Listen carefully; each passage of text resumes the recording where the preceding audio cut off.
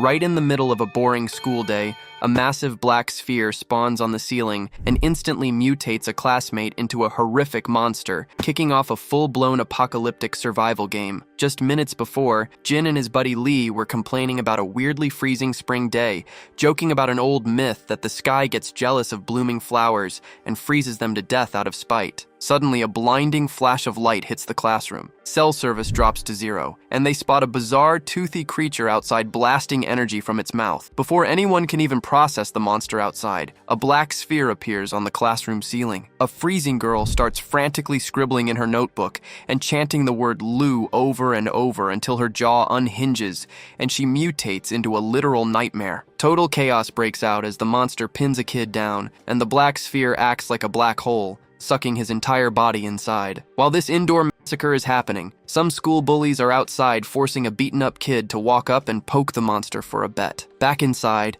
Jin and a terrified girl named Kim crawl through the smashed desks, dodging claws and watching a teacher get his arm ripped off before hiding in a closet. They almost get caught when Jin tries to peek, but the monster suddenly vanishes. It turns out the creature agrode onto the bullied kid outside the moment he finally touched it, triggering a massive wall explosion as the monster jumps from the 3rd floor straight at him. Surviving the blast, Jin, Kim, and Lee regroup and realize waiting around for the army is a terrible idea. Hoping for a rescue chopper, they sprint up the stairs to the roof, only to run straight into the bullies. Lee looks out over the city and sees another monster on a distant building swallowing someone whole, instantly realizing this is not an isolated incident, but a global apocalypse. The lead bully, Tuko, completely ignores the gravity of the situation and slaps Kim for panicking, sparking a standoff that gets cut incredibly short when Jin spots another black sphere floating right behind the gang. Jin screams for everyone to run just as another freezing student mutates, instantly crushing a kid to death. Everyone stampedes for the exit door, but the new monster cuts Jin off, slamming him hard into the roof railing and leaving him completely defenseless on the ground right in front of it. The creature was right in front of a girl and him. Kim was paralyzed while everyone ran. Lee appeared beside her, saying to calm down, and right after decided he would find a way to deal with this. He would only know if it worked by trying. Suddenly, the girl in the coat threw something into Lee's hand. She said it was expensive and he had better return it. He looked at the object in his hand. The girl who was in front of the creature was paralyzed, crying. Jin was groaning in pain. The girl was trying to convince herself it was all a dream when suddenly a step could be heard. It was Lee, screaming at the creature to die, until he stopped. Then the girl could be seen being lifted into the air and slammed into the ground with full force. Blood flew in front of Jin and in front of Lee. The creature was already beginning to lift her again, but this time it was toward its mouth. Lee was horrified by what he was seeing, and right after, the girl was devoured. Lee was starting to shake. The girl was being sucked in right in front of him, and then he dropped the taser in his hand. But suddenly the girl in the coat took it from him. Jin was so stunned he actually stuttered. The creature stood there with a blank look, not understanding anything. Then she advanced toward the creature with the taser, told it to swallow this, and drove the taser directly into the creature's leg. The creature started repeating Lu endlessly. Suddenly the black ball on its head began to expand. The girl in the coat looked at the creature and said, "Damn!" Then several spikes shot out in every direction. They hit some of the people nearby. The girl dropped the taser and extended her hand, as apparently she had been hit. A boy called out her name, Gi. The spikes were right in front of her eyes, but she had not been hit. Lee had barely survived too, so he screamed, asking if Jin was all right. The spikes were pulled back. They had passed directly beside Jin. Lee told him not to worry about it, just run. The creature was still standing there. Jin looked back, asking if it was dead, then asked Gi why she was helping him. She answered he had saved her first. Everyone was already close to the exit, but Kim told them to look back. The creature was pulling some kind of tentacle from its back. Lee kept repeating they were all done for, so the two sped up. Lee lost patience with how slow they were moving. The creature swung the tentacle at everyone. Lee grabbed Jin's collar and told the two to relax. Then he threw the two of them through the door with everything he had. The tentacle had passed just behind him. He grabbed the doorknob and slammed the door shut with everything he had. He pressed his head against the wall, saying that was too close. The kid beside Kim was speechless. Jin then said that was exactly why he had picked the auditorium and not the roof, and asked where everyone had gone. Kim had no idea since they had all scattered like crazy. Lee straightened his clothes and asked Jin if he wanted any help. Then suddenly a sound came from behind him. Jin and Gi were startled while the other kid was already taking off. Lee stuttered, asking if it was a monster. The kid was already on the stairs asking if Gi was not coming. Lee considered the possibility that he had locked people outside. They would not die because of him, right? Jin told him there was nobody alive out there, as he had clearly seen. and then a hard knock hit the door. Ji told everyone to run, and everyone started running. The door was already being crushed by the creature. Jin asked Lee where they were going now. Then the door blew off completely and hit the wall right in front of Jin and Lee. While Lee was startled, Jin looked at the door, but there was nothing there, only the people who had been killed. Then we were taken outside by the railing. Tuko slowly lifted his head to look around. Jesse asked if that thing was gone, and Tuko answered no. They looked at the creature and wondered what on earth it was doing there. Then Tuko noticed a strange movement. The creature was lifting its hand and then drove it into the door. The two were startled by the movement. Tuko had been leaning against the loose air conditioning unit, and the creature heard the sound. Tuko had nearly fallen, but then he noticed something worse. The creature put its full hand on the railing and lifted itself up, searching for where the sound had come from. Tuko was begging for it to go away. Back to our group, completely lost. Ji said she thought they should go to the multi-purpose room. The kid said it was a good idea and asked what Mr. Lee thought. Jin asked who that guy was, and Lee asked if he was not Jin's friend. Meanwhile, the teacher was in his car, praying the Our Father. He was nervous, but kept praying. The car was already turning toward the exit. The creature out on the field heard the sound of the car and looked at the car leaving the school. The old man was still praying. He was about to reach the exit, and just as he was about to finish his prayer, he could see in the rearview mirror the creature advancing. He screamed desperately, calling it Satan. The car tire swerved suddenly, and he hit something. It was a tree right ahead. His head was ringing, but then he looked back at the rearview mirror and there was nothing there. Suddenly, the creature leapt on top of the car. It came down hard, crushing the roof, and then raised its claw and drove it into the car. The sound of multiple consecutive strikes could be heard. Back at the school, a few people were outside. The purple coat kid told someone to wait there a moment. The glasses girl asked why that monster was at that car. Then the creature came down, and the car was completely destroyed. The girl kept watching it. She looked and realized maybe that creature was protecting that strange thing. Back to the multi-purpose room. Kim was already opening the door, wondering if there were any monsters inside. Everything seemed fine. Lee and Jin sat down to rest. Gi said that door could not be switched out. Lee asked if locking it would even matter after what she had seen. Kim suggested maybe propping a broom against the door. Jin sighed, saying it seemed like they would need to go to a nearby classroom. Then he noticed something. Before finishing the sentence, he looked at his hand and realized all of this was real. Gi knocked on the wall to snap him out of it, then asked how he had known that monster was going to appear on the roof. He looked at her and tried to form an answer. He said he had seen a person transform into a monster before, and then explained that when it happened, a black ball appeared on their head. Lee asked if it was the black ball on top of the monster's heads, and Jin confirmed. He continued explaining that when a black ball appeared, they went pale and started shaking while murmuring. Kim said that was insane. The kid in the back asked what the criteria was for turning into a monster. Jin answered he did not know, maybe it was random. Lee asked him to repeat that and said he had seen it. It had happened on the roof. He had not seen it clearly, but the person said they were cold and very anxious. Ji concluded that the symptoms before transforming into the creature were the black sphere and feeling cold. Kim asked how many more were inside the school. Lee said the only thing they could do was assume the two they had seen were all of them. Jin said the worst-case scenario was one of them turning into a monster, and that if any of them felt cold or symptoms of anxiety, they should speak up honestly. Kim asked what would happen if she said something like that. Lee answered obviously they would run, as it was the only way to survive. Ji said the safest method was to run before they transformed. Then she said they were starting from that side. Jin started asking a series of questions. What about the bathroom and food? The kid said he genuinely needed to go now. Kim said they were far from the monsters, but was not sure it was safe to go outside. Lee said the bathroom was close by, so go and come back fast and it would be fine. Lee asked what else could possibly go wrong now. Ji asked if they should really open it. Lee answered they should let the guy use the bathroom, and then he held the doorknob. The door was still closed, but then slowly, it was opened. Lee put just the tip of his face out and was startled by what he saw. It was the black ball, a kind of slime mixed with a creature in the middle of the corridor. The kid then asked if Lee could come with him to the bathroom. Lee told him to shut up if he wanted to live. Kim and the kid went completely still. Jin could not believe the monster had come all the way from the roof. Gi asked what that sound was. Lee said he thought he heard something. Suddenly the creature exploded and started dissolving. Kim asked if it was not better to close the door. Lee stayed quiet, staring at the entrance. Then Lee said a person. Actually, the monster. He thought the monster had turned back into a person. Jin could not believe it and said it made no sense. Gi was already at the door gap looking. She saw a person lying down, wrapped in veins. The kid stuttered, asking Gi if it was really a person. She said it definitely looked like one but was infected somehow, and it seemed like something was infected too.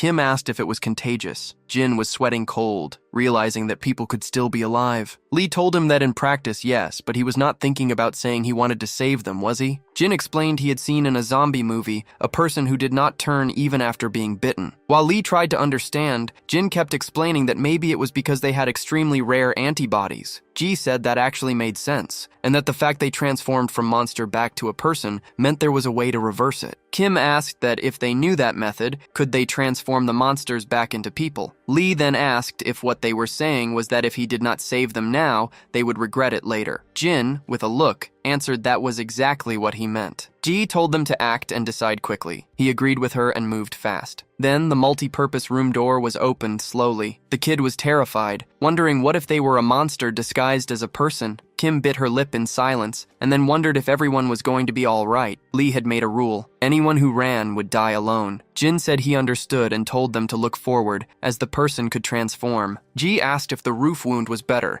since that could be a problem if they could not run. He said it was not too bad, but the most important thing, in his opinion, was that that thing did not look alive. Lee told one of them to wake the person up. Jin answered he was the closest. He called him an idiot and then decided to go himself. He was already extending his hand toward the person when Jin told him to be careful. Lee turned and told Gi to get the taser just in case. Gi answered she had lost it on the roof, but Jin had picked it up, and then she thanked him, saying it had been illegally modified and was very expensive. And while Jin's hand was extended, Ji told him to throw it away. He could get electrocuted if he used it because it was broken. Lee told Jin to give him the taser, and then tossed it onto the person. It hit, and nothing happened. Jin asked why he did that, and Lee answered he was checking for a reaction. Gi told the two of them to step aside as she would check for a pulse, so she knelt down and slowly got close. The two were terrified right behind her. Gi's hand was about to reach the neck. That uniform was familiar to her. She remembered Beck, the strange kid. They were friends and used to hang out. And then she extended her hand with the hope that he was alive, when suddenly he turned to face her with a bizarre expression. While Gi stared at the creature, she wondered in her own mind what had happened to him. Someone grabbed Gi's coat and pulled her away. Lee screamed,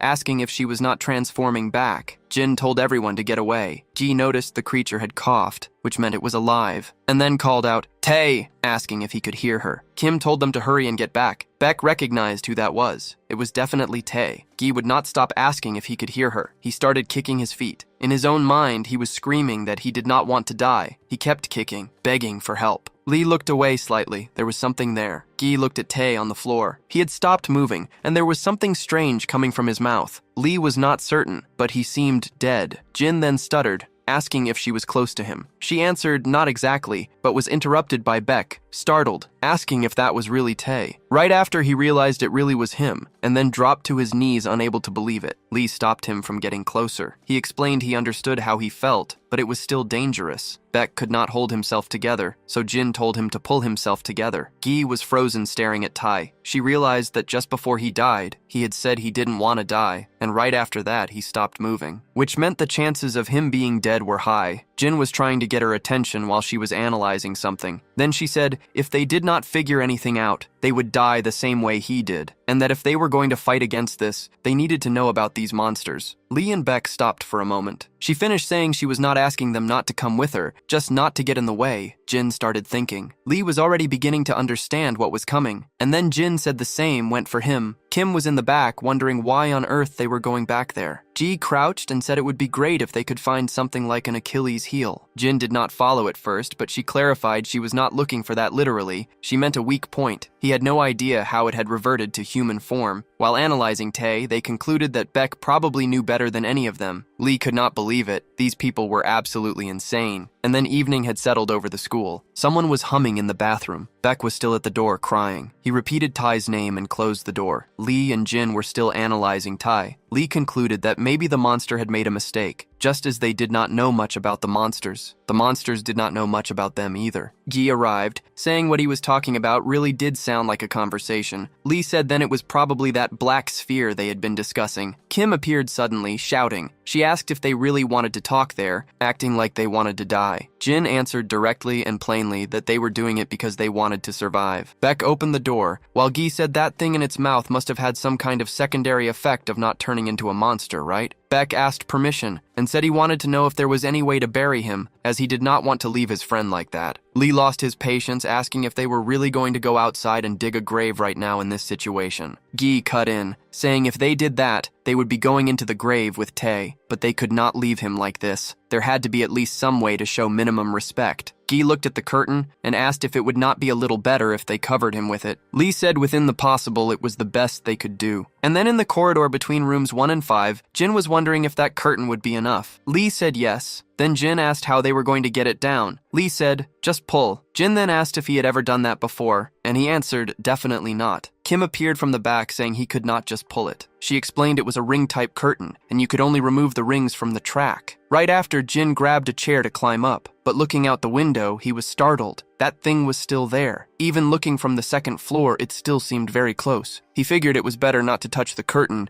as the monster from the court might react. Then suddenly he slipped. He was startled and grabbed the curtain tight. Right after, the curtain rings snapped off, which got Gi's attention, asking what he was doing, and then she froze. She saw Lee and Jin groaning and completely wrapped in a curtain. Jin's shoulder was in serious pain.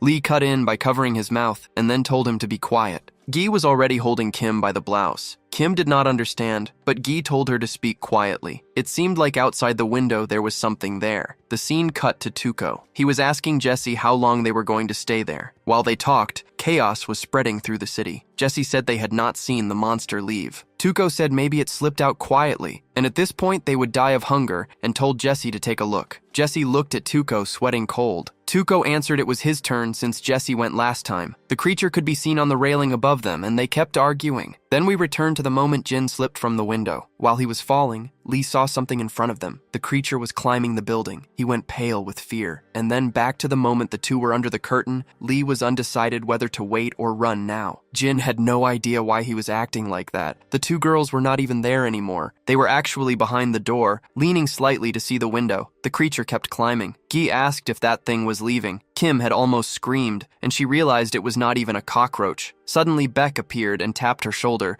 and she let out a shriek. Kim froze, realizing what she had just done. But outside, the creature was still going, and then it disappeared. Gi was stunned that that thing did not hear it. While the two behind her were going crazy, she realized clearly that thing had no eyes and no ears. She concluded that maybe they could not hear sounds. But then, looking at the window, the creature's crown could be seen descending slightly. The three were frozen in front of the window, and suddenly the creature slammed itself against the window with full force. The monster then blasted through the wall, breaking it apart. Kim asked what she was still doing there. Gi looked at the two wrapped in the curtain. The creature was almost on top of them. Lee was sweating cold, as they did not know whether to run or stay. Gi froze, not knowing whether to help them. Kim was screaming at her, asking if she was losing her mind. Gi shut her eyes, completely undecided. Then she shouted at them that if they wanted to live, do not come out. While the two were still there, she kept telling them she was going to try to lure it away, and then the two girls started running. While running, she analyzed how to draw it away. The window was too narrow for it to come through straight, but then she stopped. She realized this was pointless while the monster was stuck in the window. Maybe that was the perfect chance to escape. The two turned, looking at the door. Kim stuttered, asking what that sound was. The two started approaching the door quietly. Gi leaned slightly to look, and then went completely pale. And so we went back 5 minutes earlier to Tuco and Jesse. Jesse had sighed. He had gotten up to check if that thing was still there, when suddenly they heard someone asking if they were there. Tuco jumped up excitedly to see who it was, but all he could see was the monster asking if he was all right, in a human voice. Tuco completely froze and then started stepping backward. Jesse was speechless beside him, when suddenly he looked at Tuco slipping, and then his last image was of him falling. He screamed Tuco's name while he fell, repeated his name stuttering one last time, and then completely lost his sanity, sitting back down. The creature was still there, asking if something was wrong, kept asking if he was all right. Then he screamed, telling it to get out of there, when suddenly he heard someone calling his name from below. He could not believe it. It was Tuco, hanging, asking him to help. Jesse screamed for him to wait. Tuco told him to hurry before the wire was beginning to snap. He screamed at Jesse that the rope was breaking and to hurry. Jesse could not pull him up. Tuco was terrified. He could not believe he was really going to die. While he screamed at Jesse, the wire kept snapping until his hand began to slip. Tuco desperately kicked the air conditioning unit with everything he had, and then the wire snapped. something suddenly hit the creature that was at the window. It was the air conditioning unit that had fallen in free fall. The creature also began to fall from the window, and then a massive impact hit the ground. The students below started screaming. Back to Guy, startled. Looking out the window, the creature had vanished. The two were still wrapped up without making a sound. They whispered, when suddenly Guy shouted for them to get out, calling them idiots. Kim appeared beside her asking why it had left. Guy had no idea. Jin asked if it had really gone. Lee said he had genuinely thought he was going to die this time. Then he said there had been a very loud noise and asked what that was. Guy just told them to hurry up. Lee called Jin to move. He was still tangled in the curtain. The scene cut to the multi-purpose room. The two were shaking while Kim said they should find somewhere else. Guy asked if this was not the best option. Kim said after all of this, clearly not. Then Jin argued that unlike other rooms, this one had no windows, and the monster would not hear them because of the sound insulation. Lee asked what on earth that knocking sound had been. Had soldiers come to rescue them? Kim said that would be nice, but they had not seen anything. Guy confirmed that if there were soldiers, there would not be just a sound. Lee pressed his head in agreement, saying maybe the monsters were fighting each other. Jin answered at least they were alive, and asked if there was anyone. Wait, where was that tall kid? Everyone went quiet. Lee said all that trouble they had gone through was to cover that friend of his. So could he be under a desk? Kim looked at Guy, saying he had been with them earlier. Guy just kept wondering where he had gone. The scene cut to someone running down the stairs. It was Baek, screaming desperately, until he tripped and hit the floor face first. He looked back, apologizing, and said he was fine, but he looked back and asked why they were not there anymore. He could not believe it. The monster must have gotten them. And then he started crying uncontrollably. He apologized for being the only one who had survived. Then he looked forward, trying to figure out what floor this was, and decided he needed to hide in case the monster came back. He walked, saying he was going to die alone and that he needed people. He needed to find people. A door was opening slowly. Suddenly, a strange hand appeared behind him. While he was wondering if he was the last survivor in the school, the hand was getting closer, until he was yanked away quickly. Back to Tuco on the edge of the balcony, saying he had almost died. Jesse's heart was exploding from the anxiety. He would not stop talking while helping Tuco climb up, and then he made it onto the balcony. Tuco was completely out of breath. Jesse said he thought he was dead, but Tuco told him to shut up because he was exhausted. Tuco kept going, his heart going absolutely insane, until he remembered what had happened before. Jesse stuttered, asking what they were going to do, and suddenly a hand appeared on the railing right behind the creature. A girl appeared, asking if they needed help. The two went white, staring at her. Tuco asked if she was a monster tamer. She said not exactly, but this monster was safe. It was a long story. While Jessie asked if the monster was safe, she called them to come so she could explain everything. It was still afternoon at the location. The ground floor was full of people on the ground. The girl started introducing herself. She was Yang from Class 1 and asked about them. Tuco told her to forget introductions and asked if she had killed the monster. She said not exactly, but she thought he was dead. Jessie screamed, asking if she was not sure he was not dead. Tuco told her to lower her voice or he could wake that thing up. She said she had been just as scared. When she had come up, her heart had been racing. Obviously, she had tried to run, but something seemed off. And then the scene went back to the moment she was in front of the ground floor door. There were several people on the ground, and the monster was just sitting there. She was wondering where on earth she was going, as there was another one in the building across. And then she noticed two people talking. It was Tuco and Jessie, deciding which of them was going to check if the monster had left. She could not understand any of it. That monster was not moving. It did not have that black core like the ones before. And then back to her explaining that the black core was like a brain to those creatures. Suddenly, Tuco interrupted her with a slap and said he could not understand her. Jessie asked, frightened, why he had hit her. Tuco screamed that they had been there for hours and she should have come faster. Jessie made a face trying to understand what Tuco was saying, and right after got furious at her too. The girl said she was just trying to save them. Tuco told her to apologize since she had almost made him fall and die. While she stuttered, Tuco asked if she wanted another slap, and she immediately apologized. Then he sighed and asked, what about that monster? The girl explained more simply, if there was no black ball, it was probably dead. Tuco understood now, and said from here on, if someone asked something, she should explain it simply. They kept talking and deciding where to go now, until Jessie looked back. The girl was asking them to help her find her glasses. Jessie answered no since they were right in front of her, but then he decided to help, and asked if she had negative vision. She responded with a more complex explanation than necessary,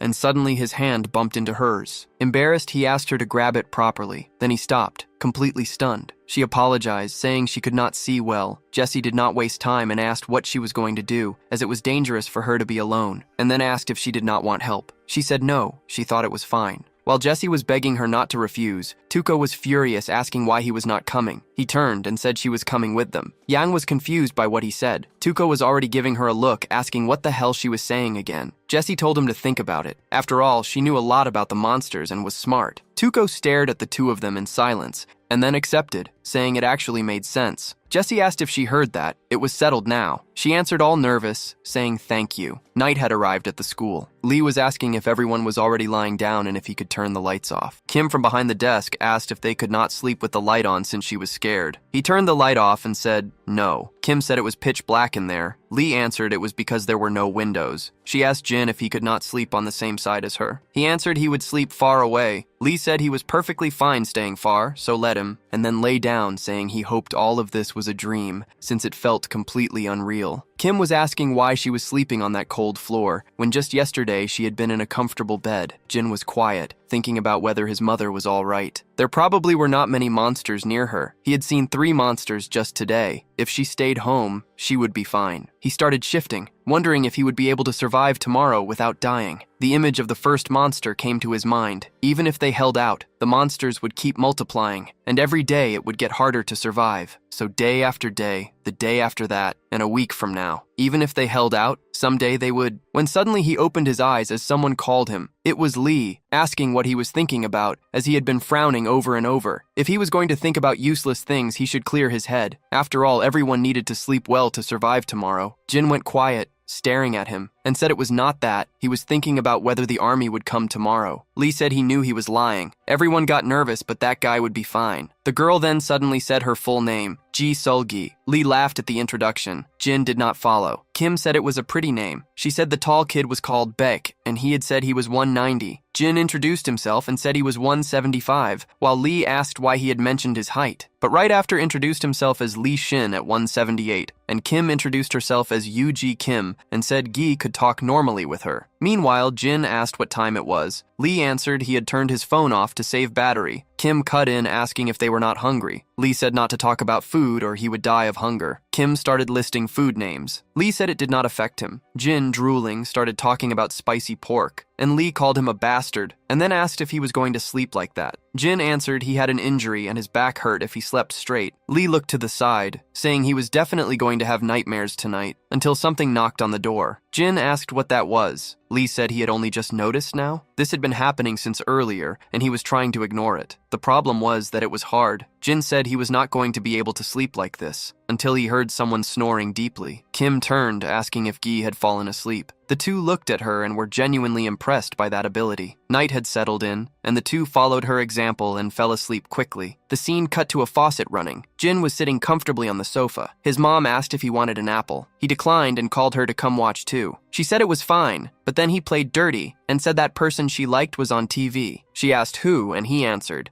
that doctor who looked like his dad. Jin watched her while he answered, and suddenly she slowly turned, asking if she should come watch with him too. Jin was startled by what he saw, and then he woke up in the middle of the night. Kim was holding onto his arm while sleeping. He went completely red being that close to her. It was the first time he had seen a girl's face from that close. He wondered whether he had held onto her or she had held onto him in his sleep. Her lips were touching his fingers, and then he decided to turn around before it became a problem. Jin tried to turn slowly, but then froze, asking himself why that felt so good. And then the night passed and it was morning. Gi got up to turn on the light and told everyone to wake up. Lee was cracking every joint in his body. His whole body was stiff. Then he was startled by Jin drooling like a zombie beside him. He had managed to turn over, but had not slept well because he was worried. Gi was sitting, saying she was hungry, and asked them to go to the cafeteria. Kim said that was the best thing she had ever said. Lee said the nearest cafeteria was in the other building, and asked if they really thought they could make it out alive. Gi answered they had to go, unless they wanted to starve, and worse, other survivors would also get hungry and take everything. Then she said she was planning to go alone. Lee mocked her, saying, "Looks like the freshman is hungry." Kim corrected him. Jin said she was right, but it had left him confused. Kim asked if dying by the monster and dying of hunger were not the same thing. Lee answered that from hunger, she would suffer more. Then he said if they were going to die either way,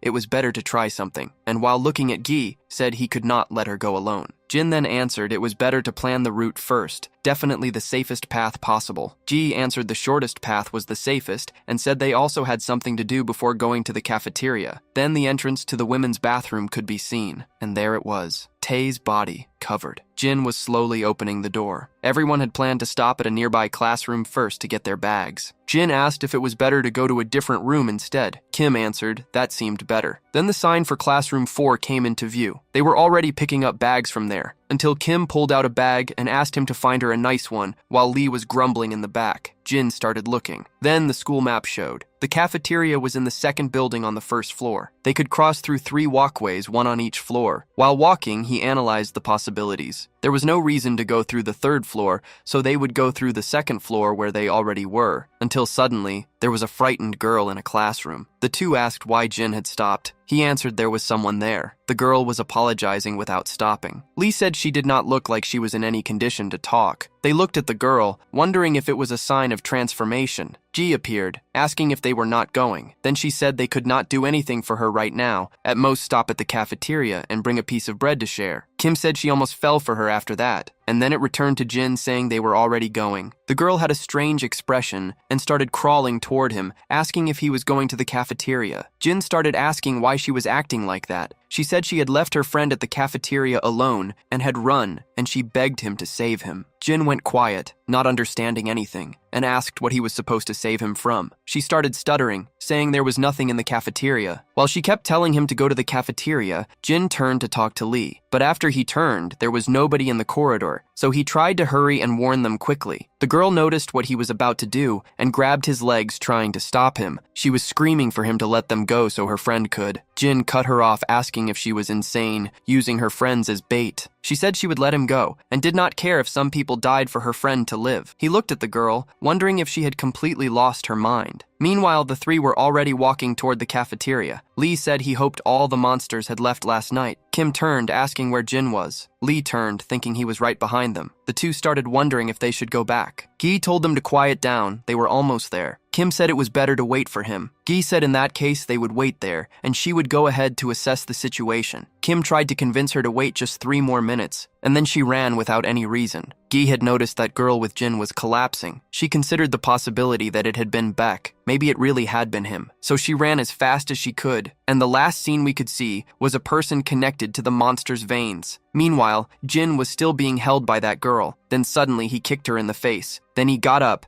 and the girl started rolling in pain. While he had his back turned, he told her that if anything happened to his friends, she was dead. Then she screamed that she did not care, and Jin immediately ran back toward them. Gi was getting close to that person. She could only see the hand and the hair, so she kept running. Suddenly, Lee stopped her. He told her not to get close without being careful, and said they would go back to the multipurpose room first. But what if it was Beck? Ji told Lee. She asked if that person collapsing there was Beck. Lee said what were the odds? With that personality, that idiot was probably hiding somewhere well. Then he looked at the person in the back. The 2 noticed it actually did look like him. Kim asked should they do the same as last time with the taser. Lee asked what that would change, as they had only thrown it back then because they were in a panic. Ji noticed that Baek's hand looked normal compared to Ty's, and those tentacles that had been around Ty were not on him. He looked pretty normal from a distance, until she went pale. Kim and Lee heard her say the body had moved. She said he was still alive since his hand was moving. Lee then decided that if it really was a person, they could not just leave him there. So Gi removed Lee's hand from her shoulder and said she would go first. Lee told her to stop playing around and get out of the way. Gi stuttered, asking him to let her. Kim cut in, asking if he was really going to. Lee was already moving closer. He was trembling, asking if it was really Beck. He approached slowly until the hand contracted, when suddenly someone came running down the corridor. It was Jin. He had finally found them, and then shouted that Operation Cafeteria had to be suspended for now. Lee looked at him asking what he said, until he felt something moving beside him, and then the arm of that body extended, and there was a black sphere in its hand. Lee watched it as it started to expand, and then it spread into several tentacles. Jin froze in front of them. Lee tried to run, already surrounded by tentacles. Gi was being wrapped up by them, and Kim was running toward Jin. Jin asked what the hell was happening while running toward them, and then Lee said not to get close. While Jin watched Lee trapped, Lee told him to run first. Kim and Gi were in the same situation. Jin was starting to dissociate. Everything he heard was echoing. A voice in his head told him to help them. Jin knew that if he went now, he would die for nothing. He stood there thinking of the best possible solution. He clenched his fist. As soon as he thought of something, he would help immediately, until Lee called out to him, said he would not blame him for this, and called him an idiot. Jin stood there stuttering, until suddenly the tentacles yanked Lee, and then the three were dragged to the far end of the corridor. Jin was sweating cold. His hand was extended in the air. All that remained was Kim's bag and the empty corridor, with nobody there. Jin told himself he had been about to save them. He could not believe it, and kept repeating he had been about to save them, until suddenly that devil girl appeared asking about her friend. Jin looked back in silence and then remembered, if anything happened to his friends, she was dead. And then he turned and said he had been serious. But he stood there frozen while that girl would not stop asking about her friend. The scene cut to some stairs below, which led directly to the cafeteria, but a sound could be heard from a nearby room. Suddenly a hand rose, and then someone was thrown to the ground in front of the creature. They started coughing and were unconscious,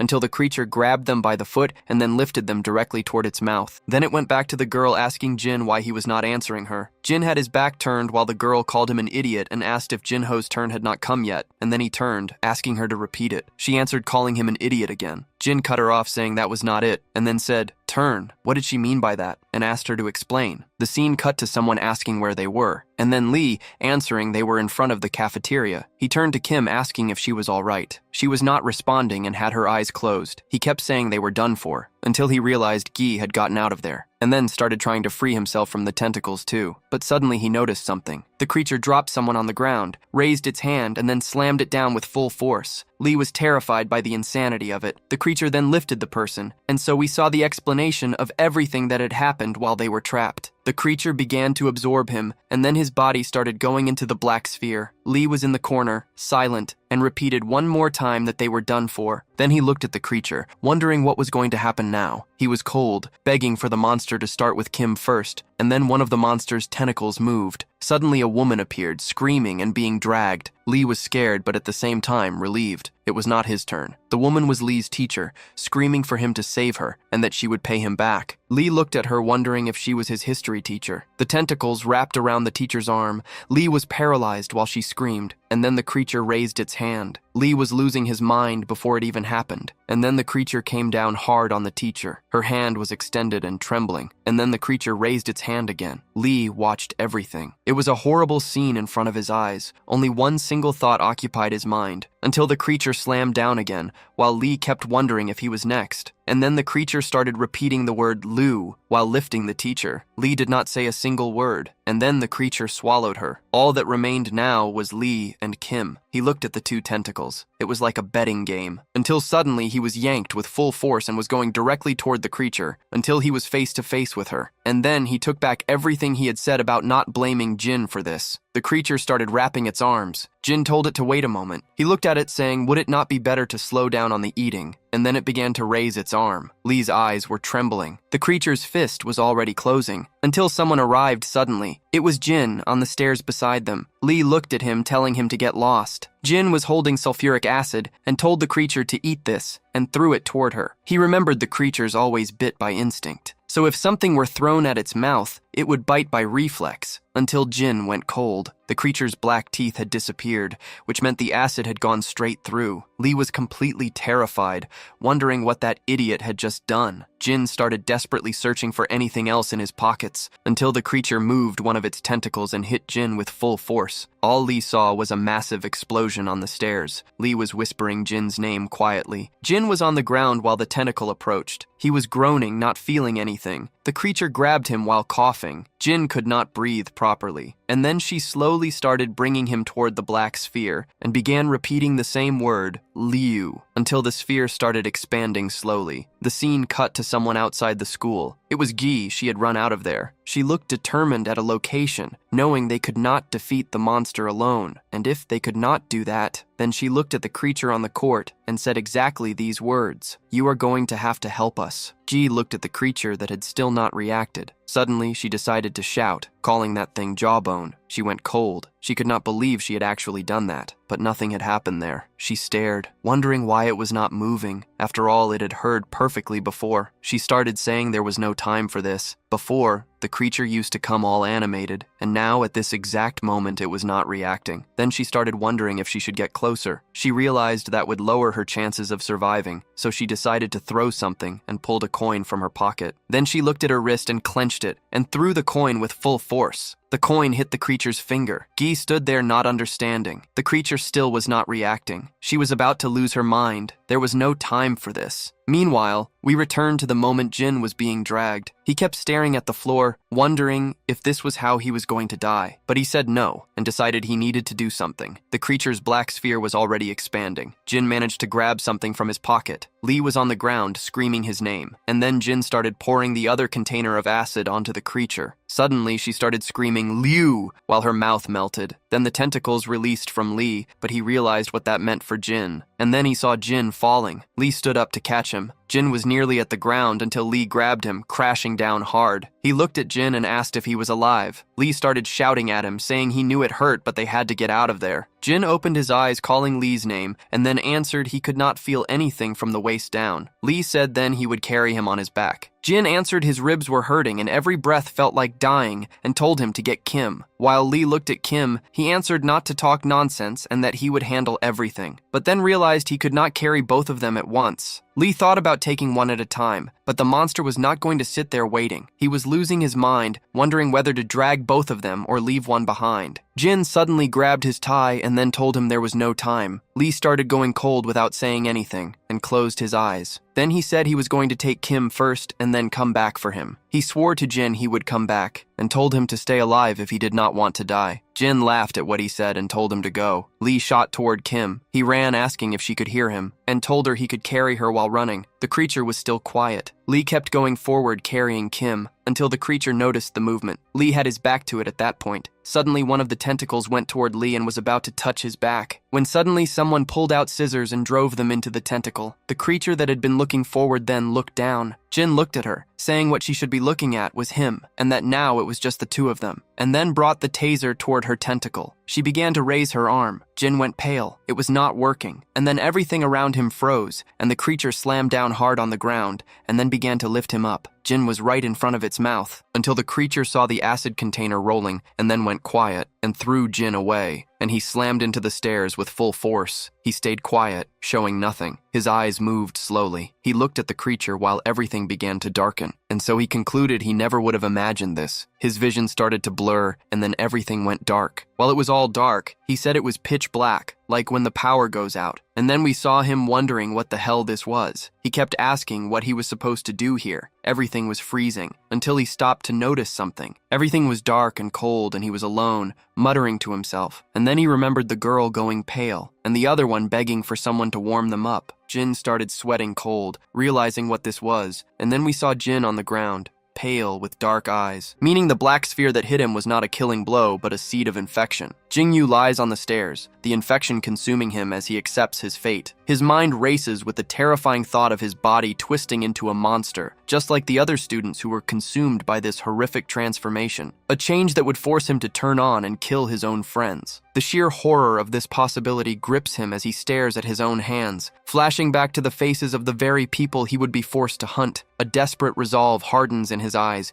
He absolutely has to stop this now, but he frantically wonders if there is any way to halt the monsterization process at all. Suddenly, a realization hits him. There was one person who did not fully transform, recalling the body of Choi Taiwan who died but never became a hulking beast. Jingyu forces his fading consciousness to focus, trying to understand how it was possible, searching for the key difference that separated Taiwan from everyone else. A new theory forms in his mind. Perhaps it was not that Taiwan resisted becoming a monster, but that something else entirely had prevented the final change. He concludes that Taiwan could not finish transforming because he was already dead. In his fading consciousness, Jingyu realizes the only way to not become a monster is to die before the transformation completes. A grim but logical conclusion. This horrifying truth settles in. He must sacrifice himself to save his friends. but a strange sound echoes through the darkness, pulling him back from the brink. He snaps back to reality, shocked to find himself still alive despite the infection, his body feeling heavy and alien as he collapses onto the corrupted ground. With his last breath, he accepts his fate, ready to die for his friends. When he feels the black sphere now lodged in his head, his thoughts fading away. Suddenly, a grotesque creature lunges from behind, sinking its teeth into his shoulder, and the infection explodes through his body, twisting his arm into a monstrous claw. Elsewhere, the girl who failed to get the beast's attention steps onto the field, walking directly toward the massive monster, finally catching its gaze. A wave of fear hits her, but she is relieved it is finally looking her way. Yet the creature remains unnervingly still, forcing her to get even closer to provoke it. She glances back toward the school, worried she has gone too far to lead it to her target. This girl begins to doubt her plan, fearing her friends are already lost. But she forces the dark thoughts away, refusing to give in to despair, steeling herself with the knowledge that if she fails, everyone dies. Suddenly, the massive creature on the field lets out a terrifying roar, and a wave of instant regret washes over her,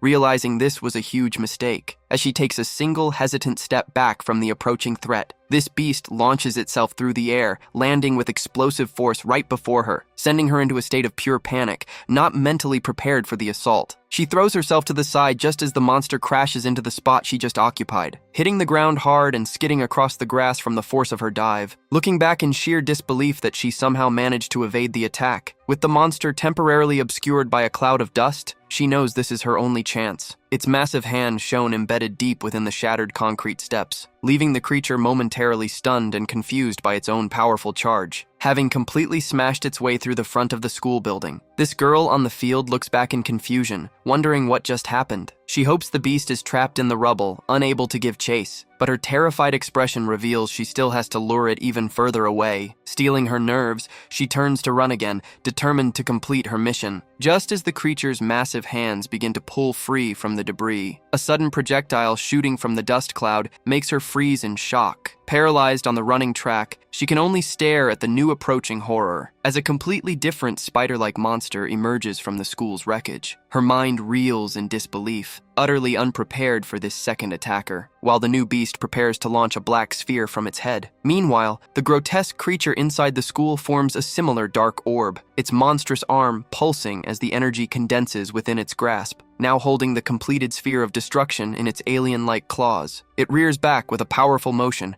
aiming down the corrupted hallway, and hurls the sphere with incredible force toward a window at the far end. From inside the school, a fleshy tendril shatters a window, shooting out into the open, its grotesque hand clutching a familiar black sphere, the seed of infection. This creature's gaze locks onto a lone student sprinting through a nearby alleyway, while elsewhere, Jingyu struggles with Yuji, deciding he must hide her in a warehouse. Suddenly, a fanged maw appears, letting out a low, menacing growl at its new prey, and the targeted student collapses to the ground, his corrupted hand falling limp. His consciousness is plunged into a void, facing the overwhelming black sphere. On his knees, the infection already spreading, he understands what is happening to him. As back in reality, the sphere slams him into a wall with bone-shattering force, pinning him as grotesque tendrils erupt from the impact, consuming his body. His mind flashes to his friends, the very people he will now be forced to hunt, and the sphere's will pulses through him, a constant guttural growl in his head. With empty black eyes, he realizes the horrifying truth. He is going to kill them. This is a fate he absolutely refuses to accept, fighting back with his last thoughts. A final moment of human resolve twisting his face as he rejects the monster's control. Jingyu's consciousness is overwhelmed, the monster's voice echoing in his mind. His hand cracks and reshapes itself into a monstrous gnarled claw, while the transformation accelerates, his neck stretching into a grotesque spiky maw, and the black sphere at its core pulses with a dark, corrupting energy. Now a mindless beast, the creature that was once Jingyu, stands silently on the stairs, its twisted arm whipping forward to launch the black sphere like a deadly projectile. This infectious orb hurtles through the air with incredible velocity, aimed directly at the original monster that had been hunting the students. That beast freezes, sensing the incoming attack just moments before impact,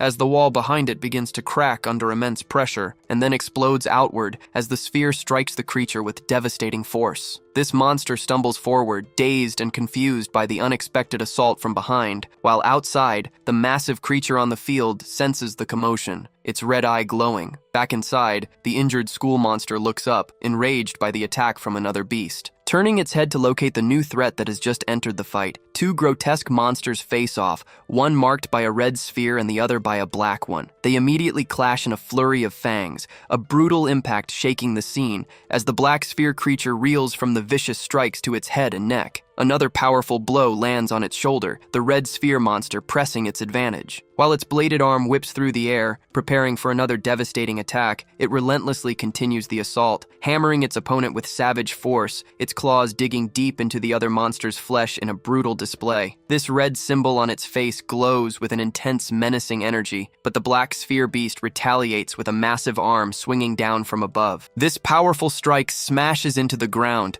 shattering the floor tiles with immense force, leaving the creature clutching its head, seemingly dazed from the mist blow. In that moment of weakness, the red-marked monster looms over it, a silent, terrifying threat. This dazed beast quickly recovers, raising a bladed limb for a desperate counterattack, and it lashes out with blinding speed, landing a clean strike on its aggressor, sending the red sphere monster flying back from the sheer force of the blow. This red sphere monster takes the full force of the blow to its head, staggering back. Jingyu's transformed body stands tall, its gaping maw ready for the next phase of the fight. Knocked to its knees, the original school beast slowly recovers from the powerful strike, its rage building as the red sphere on its head glows with a murderous light. A vision of its prey flashes before its eyes, a lone student frozen on the stairs, fueling its fury as it unleashes a bladed tendril with terrifying speed, and the attack smashes directly into the Jingyu monster's face with a deafening crash. A relentless barrage of strikes follows, hammering its corrupted body with brutal force as the red sphere beast continues its vicious assault on the newcomer. But strange, fungal growths begin to sprout from the black sphere monster's wounds, though the red beast tears into its opponent, seemingly overwhelming it with pure aggression. Meanwhile, in a quiet alley, a small warehouse stands as a temporary safe haven, where Yuji lies unconscious on the cold concrete floor after being hidden away. A different student watches over her, panting as he confirms she is still breathing, wondering why the monster that saw him simply passed by without attacking. Hiding nearby, a student hears the crash, wondering if Jingyu somehow caused the destruction. His hand trembles on the doorknob, pushing aside his fear to check if anyone is alive, and he stands silently before the door, preparing to face whatever lies beyond. He glances back one last time, calling out to the unconscious Yuji with a grim expression, deciding he is a liability and leaving her behind, hoping she will wake up and escape. With newfound resolve, he firmly grips the handle and prepares to exit the room, but he freezes in the doorway, shocked by the scene of utter devastation outside. Through the dust, he sees the red sphere monster lying amidst the school's wreckage, and he peeks out from cover, his mind reeling at the impossible sight before him. He then realizes the beast is not just injured, it is being attacked by another monster. A brutal strike lands with a sickening crunch,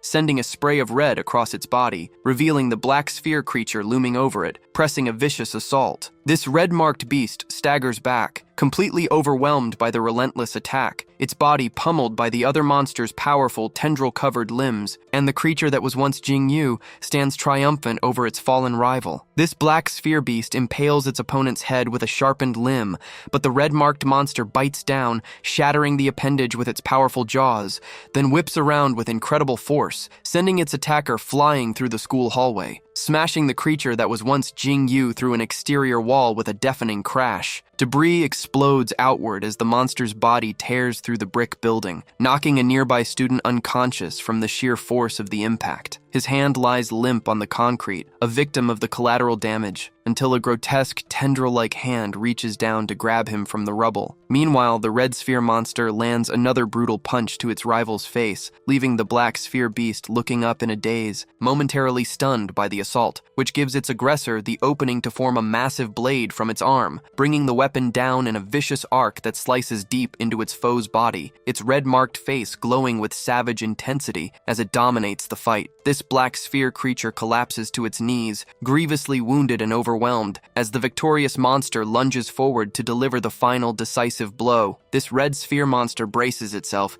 its many tendrils flaring out in defiance, but the black sphere beast lands another devastating blow directly to its head, sending the creature reeling backward from the sheer, overwhelming force of the impact. Jingyu's monster form prepares another attack, its black sphere pulsing with dark energy, striking one of the red beast's limbs with explosive power and precision. This defeated monster is slammed against the ceiling, its body twisted and broken. Its own reflection appears in the red sphere, a final glimpse of its monstrous form, as the core on its head begins to glow with an unstable, violent energy. In the middle of the fight between the two monsters, the red sphere one attacks with a definitive blow, destroying the tentacle creature. Right after, it absorbs it. The protagonist's friend is surprised to see the scene. He takes the opportunity to hide until the monster leaves, moving only when he no longer hears footsteps. Then, he goes to help the protagonist, who had fallen. He wonders if his friend had died, but upon noticing a heartbeat, he questions what he should do to get him out of there. Before deciding what to do, the creature outside prepares to make a move. The girl who was hiding is surprised, wondering if she hadn't been caught by the monster that appeared out of nowhere. However, before she can analyze the situation, the creature tenses its leg and takes a huge leap toward the sphere on the field. The attack has no effect. The girl even comments that it made no sense to attack what it was defending earlier, but the creature keeps attacking. This makes her think about what to do. However, before making any decision, the multi-armed monster, which appeared earlier, sneaks through the building. The girl is surprised when right after, it attacks the red sphere monster until the sphere gradually returns to a black color. Before the situation comes to an end, the scene returns to our same-sex couple. Before our princess comes to her senses, her boyfriend says he was happy she was awake. However, he was exhausted. So, if it hurt, she would have to endure it. The protagonist thanks him, but notices something is wrong and asks his friend to put him down on the ground. The friend asks why. The protagonist insists on returning to the ground and notices he can stand, despite not feeling his legs earlier. His friend is confused, since he had been thrown against the wall, but decides to leave that for later because the blonde girl had stayed in the warehouse. It is then that their friend appears and says that was the fastest way. The two are surprised to see she is okay. She warns them that they must be quick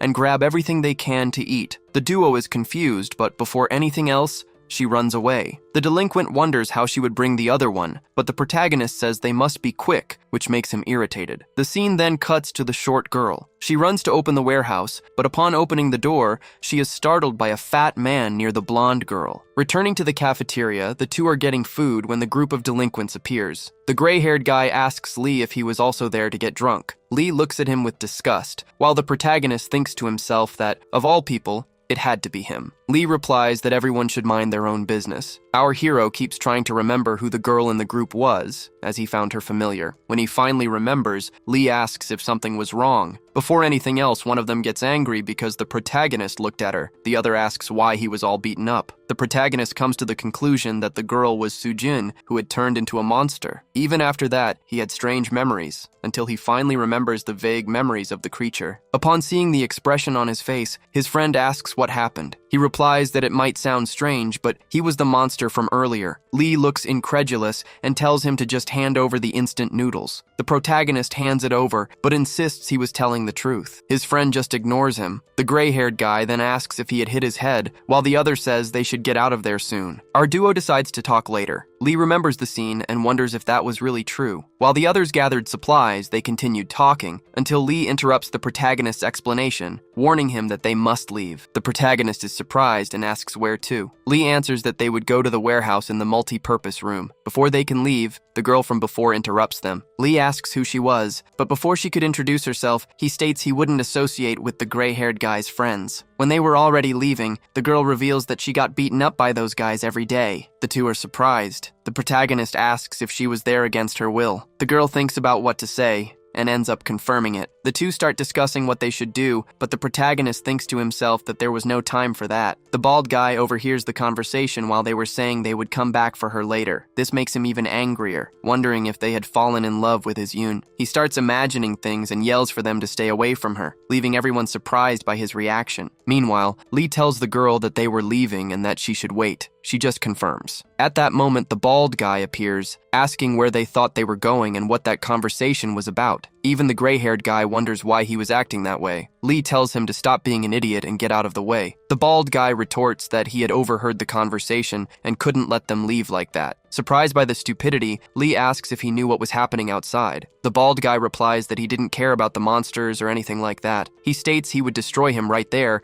even if he ended up becoming monster food. This leaves even the protagonist surprised, wondering if there was any reason for him to be so angry. The scene cuts. An arm is thrown into the sky. One creature stands over the other, striking it relentlessly. Then, it consumes it, only to return to protecting that thing shortly after. The scene cuts to the short girl. She asks who the fat man was. He answers that she had startled him and returns the question, wanting to know who she was. The girl retorts that she had asked first. While looking around, she searches for something to use as a weapon. She finds several baseball bats and wonders if she could take down someone of that size with a hit to the head. The fat man then says it was a misunderstanding. He states he wasn't a weirdo, but rather a third-year math teacher. Grabbing a baseball bat, the short girl asks if he really was a teacher. He promises to explain everything. He justifies that he was in that room to hide from the monsters, but someone had entered. In their rush, that person probably hadn't noticed him, leaving the blonde girl behind. In reality, according to him, all he was doing was checking if she was okay. The short girl then asks about his pants. The man is confused. He looks down, says he had forgotten about that, and right after, takes a blow to the head. The girl calls him a disgusting pig and goes to help her friend, asking if she was okay and warning that they should get out of there. When the short girl was getting up, the fat man appears behind her. He immobilizes her in a chokehold while insulting her in various ways. The short girl starts losing oxygen and struggling. The fat man says she shouldn't have interfered, as he was just trying to do whatever he wanted. He vents that people always look down on him and warns that from that moment on, anyone who got in his way would suffer, because in that school, he was the law. At that exact moment, a gray hand opens the door. It was a creature in a student uniform. The scene returns to the bully who wanted a fight. Seeing the situation, the girl tries to calm things down, which makes the bald guy calmer. She explains that they had only greeted each other because they were in the same room and asks the two to go get food. The bald guy agrees. Watching from afar, the gray-haired guy adds fuel to the fire. Meanwhile, Lee asks the protagonist what they were whispering about. The protagonist replies that it was better to ignore it and leave, as they needed to worry about their companions. However, upon reaching the exit, the bald guy was blocking the way, calling Lee a damn pervert. Lee doesn't understand anything, but seeing that the bald guy had no intention of backing down, he starts taking off his backpack. The protagonist asks if he was really going to do that. Lee replies that he didn't want to fight given the condition of his body, but apparently he had no other choice. It is then that our hero says there was indeed an alternative. Lee asks if he was really going to use the monster's body. The protagonist confesses he doesn't know if it would work, but that he would try. While the two were distracted, the bald guy hits Lee, leaving him dizzy. The bald guy keeps attacking while Lee just dodges. Looking at the situation, the protagonist realizes he was in a dark space. He himself finds it curious that he succeeded on the first try. He begins to think about the previous situation and wonders if he had killed the sphere. He remembers that, right after the sphere disappeared, he was able to see a glowing path. The person at the end of that path was Sujin, who had turned into a monster. When he tried to save her, he himself assumed the form of a monster. Despite still not understanding the details,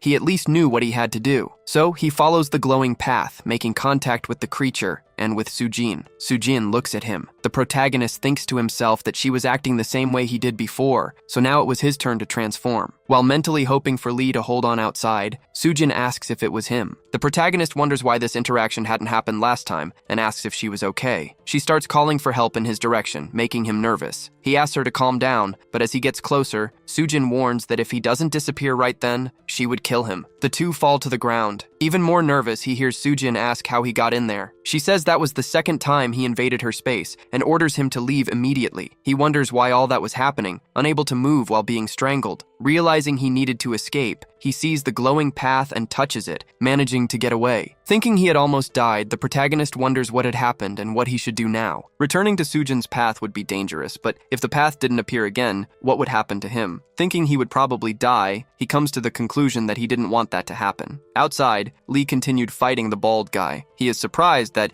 even after landing a clean hit on his face, the opponent counterattacked immediately. However, looking at the bald guy's face, Lee wonders what had happened. The aggressor himself seemed confused by what he was seeing. The protagonist, now transformed, calls Lee his friend and says he will help him. The scene returns to the gray-haired guy and the girl. He asks what she thought of the bald guy, commenting that he was a nice guy and that men with a bear-like appearance were in style. Upon hearing a loud noise, the gray-haired guy looks to the side and wonders if that was the bald guy's voice. Meanwhile, the bully was screaming for help as his arm was being crushed. The bully getting beat up was begging for help, screaming that it hurt way too much, but his horrified friends just decided to dip. In the middle of the chaos, Kim Eason screamed Hong Jing-yu's name, warning him that it needed to stop right then and there. But Monster Jin's work was already done, leaving his buddy Kim Isun absolutely petrified. Jin then swallowed Seong through the sphere and justified it by saying that bad people deserve to get wrecked. A trembling Kim Isun agreed with the monster and suggested he go back to his original form, but Jin refused and just shrugged at his friend, who asked if he was going to take out Cheolman now. Jin said he was heading to the shipping container and dashed off because he wanted to flex his monster form to the others too. Kim Isun hesitated, but told his friend to hold up, even though he was sweating bullets over the whole situation. The scene cuts to some meathead absolutely destroying a girl for sticking her nose where it didn't belong. Then Jin kicks a door open, and the giant gets jump scared by the monster's presence, who instantly realizes this dude was straight up trash. Jin walks into the locked container, while Kim Isun sprinted his lungs out to catch up, cause he knew his friend was losing his grip on reality and wanted to stop him from doing something stupid. And by the time he reached the door, Jin was already holding the giant up by the neck with one hand. Kim Isun tried to snap Jin out of it, screaming at him to drop the girl's attacker, but the monster living inside our MC just kept repeating that the meathead was a bad person, until the girl started waking up and Kim Isun went to help her, asking Ji Sulgi if Hong Jing-yu had done that to her. But the girl had no idea why Jin would do something like that. The creature denied hurting Ji Sulgi and tossed the big guy to the floor. Kim Isun apologized for the misunderstanding, while the girl couldn't believe that this monster was actually Jing-yu. But the tension only spiked and the creature slammed the bully. Kim Isun yelled at him to knock it off, and the girl was left speechless at the brutal scene unfolding right in front of her. Kim Isun screamed one more time, swearing at his monster friend to stop, and Monster Jin was not a fan of being talked to like that. Kim Isun's eyes went wide as he kinda tried to explain himself, but suddenly, Jing-yu accused the guy of being a bad person too, and decided that he also needed to die. Kim Isun noped right out of that container, running for his life, but Jing-yu chased after him, asking where he thought he was going. Kim Isun apologized while running away, swearing he wouldn't curse at him again, but Monster Jin was dead set on ending his friend. Kim Isun was screaming as he ran, trying to see if Jin would snap back to his senses, completely in disbelief that his buddy would actually do this to him. And just when the monster's hand almost grabbed Kim Isun, suddenly he felt something drop behind him. He whipped around and thought it was a meteor from the impact, but it was a monster, who asked if the kid was okay. Jin found it weird that the creature was talking, but it thought the area was too dangerous and suggested taking the chat elsewhere. Jin, back in monster form, wanted to know who this talking creature was. The monster replied that even though they were similar, there was something different about them, but a furious Jin accused the monster of being way worse than him. The creature made it clear that it also killed a monster, even if it didn't feel great, because that monster was also a student like them. Right until Jin's hand swung at the beast. It instantly countered, landing a solid hit on Jing-yu, saying he tried to talk it out and demanded some respect since he was a school senior. Jing-yu's monster consciousness had zero clue why he was getting clapped, and the older monster pinned Jin's head straight into the ground. The white monster warned that there was no reasoning with this guy anymore, and topped it off by saying that, even like this, he was still a monster. Jin, even with his face smashed against the floor, insisted he wasn't a monster, and the massive white beast, who was way stronger than him, still called himself a pacifist after dealing out that brutal beatdown. Somewhere else, Seolgi was picking up an unconscious girl, until Kim Isun walked up and said he'd handle the situation himself. So he helped carry the blonde, and Seolgi asked if it was true that Jingyu Sunbai was the monster. After the guy confirmed it, she wanted to know who the dude on the floor was and why Jingyu attacked him. The girl explained it was to stop him from assaulting Yuji Sunbai. Kim Isun commented that it was exactly the kind of thing someone who deserved to die would do, so he decided it was time to pack up and leave. Seolgi asked what they were going to do about Hong Jingyu, and Kim Isun's answer was that they just needed to see with their own eyes what was going down in there. Back to Jin, he wanted to know, since the creature was all about peace, why it wouldn't stop attacking. But the white monster stated he only killed bad people. Without flinching, Jin ordered him to stop the killing spree. The white monster asked what would happen if he didn't, and Jin promised he'd wipe him out himself. The giant monster then started crushing our MC's head for the disrespect, and even though he'd never killed a talking creature before, he decided to eliminate Jin before more people died. So he went back to attacking him, trying not to feel guilty about it. Jingyu was slowly regaining his human form from the sheer beatdown, and the white monster admitted the kid was way tankier than he expected. Still, he wound up his punch to deliver the finishing blow. Jin was regaining consciousness, and when he saw that sledgehammer fist coming straight at him, he begged for someone to save him from there. That's when the monster's hand stopped exactly 1 centimeter from his face until someone yelled at the monster, demanding to know what the hell he was doing. It was Kim Ison with the girls, totally gassed out from carrying Yuji on his back. But he wanted to know why the monster was trying to kill a kid who was already back in his human form. And out of nowhere, the white monster said he was Hong Jing-yu. Kim Ison, kind of in disbelief, was just happy his buddy was back to normal and asked if he was done trying to kill him. Jin was utterly confused and suddenly got a flashback of when he ended the lives of those last 2 guys, wondering what the hell those memories were. Seulgi was tripped up by the fact that the monster was Jin, considering his human body was laying face first right in front of them, and Monster Jin holding boy Jin mentioned he was feeling fine, much to the squad's relief. So they decided to head to the multi-purpose room. Approaching the spot, someone at the window asked, "Are you okay, baby?" Kim Ison immediately replied, but got scolded because it wasn't directed at him. The guy at the window questioned who the other kid was, saying he wasn't a fan of her hugging some random dude. Jin got kinda awkward because the guy was actually talking to him. The dude vaulted out the window, scolding our monster MC for stressing him out like that. Kim Ison noted that the guy must know the monster as his girlfriend, but at the same time it was Jing Yu. The math wasn't mathing. Seulgi said it was hard to believe, but what would happen to that white monster if Jing Yu went back to his original body? Kim Ison suggested that maybe the original creature would take over again. The girl guessed that if the monster attacked and killed Jing Yu, then took over his body, it meant serious danger if the MC went back to being human, and Kim Ison figured that meant the white monster could just start attacking again. The jealous boyfriend stayed mad, asking who that kid was and demanding explanations from the monster since she didn't have a little brother, and he swore he was dead serious talking to Monster Jin, who replied that he wasn't his girlfriend, but wanted to know when she started using monster powers. The kid was outraged, thinking it was just an excuse for his girlfriend to dump him for the new guy, Jin. Who would have thought? And furiously refused to believe he was getting traded up. But Seulgi warned him that his girlfriend's life was quite literally in the monster's hands, and he better answer straight from now on if he ever wanted to see her alive again. The guy looked confused, so Seulgi told him to take a good look at the white monster's sphere. That's when the heartbroken dude noticed and wondered since when the core had turned red. She explained that Jinwon, his girlfriend, wasn't the only one with powers, and that on their side, they had someone who could pilot a monster's body, making the core turn red when it was under control, which is exactly why his girlfriend's life was literally in his hands right now. Kim Ison felt uneasy, wondering if this was just a way to make sure nobody turned against them later, and asked how Seulgi knew all this stuff, but the girl was honestly just bluffing to keep control of the situation. The guy realized the monster wasn't Jinwon and was just relieved he wasn't being dumped. Seulgi warned that if he or his girlfriend tried anything funny against them, they could snap her neck at any given moment. He agreed, absolutely terrified, swearing he wouldn't do a thing,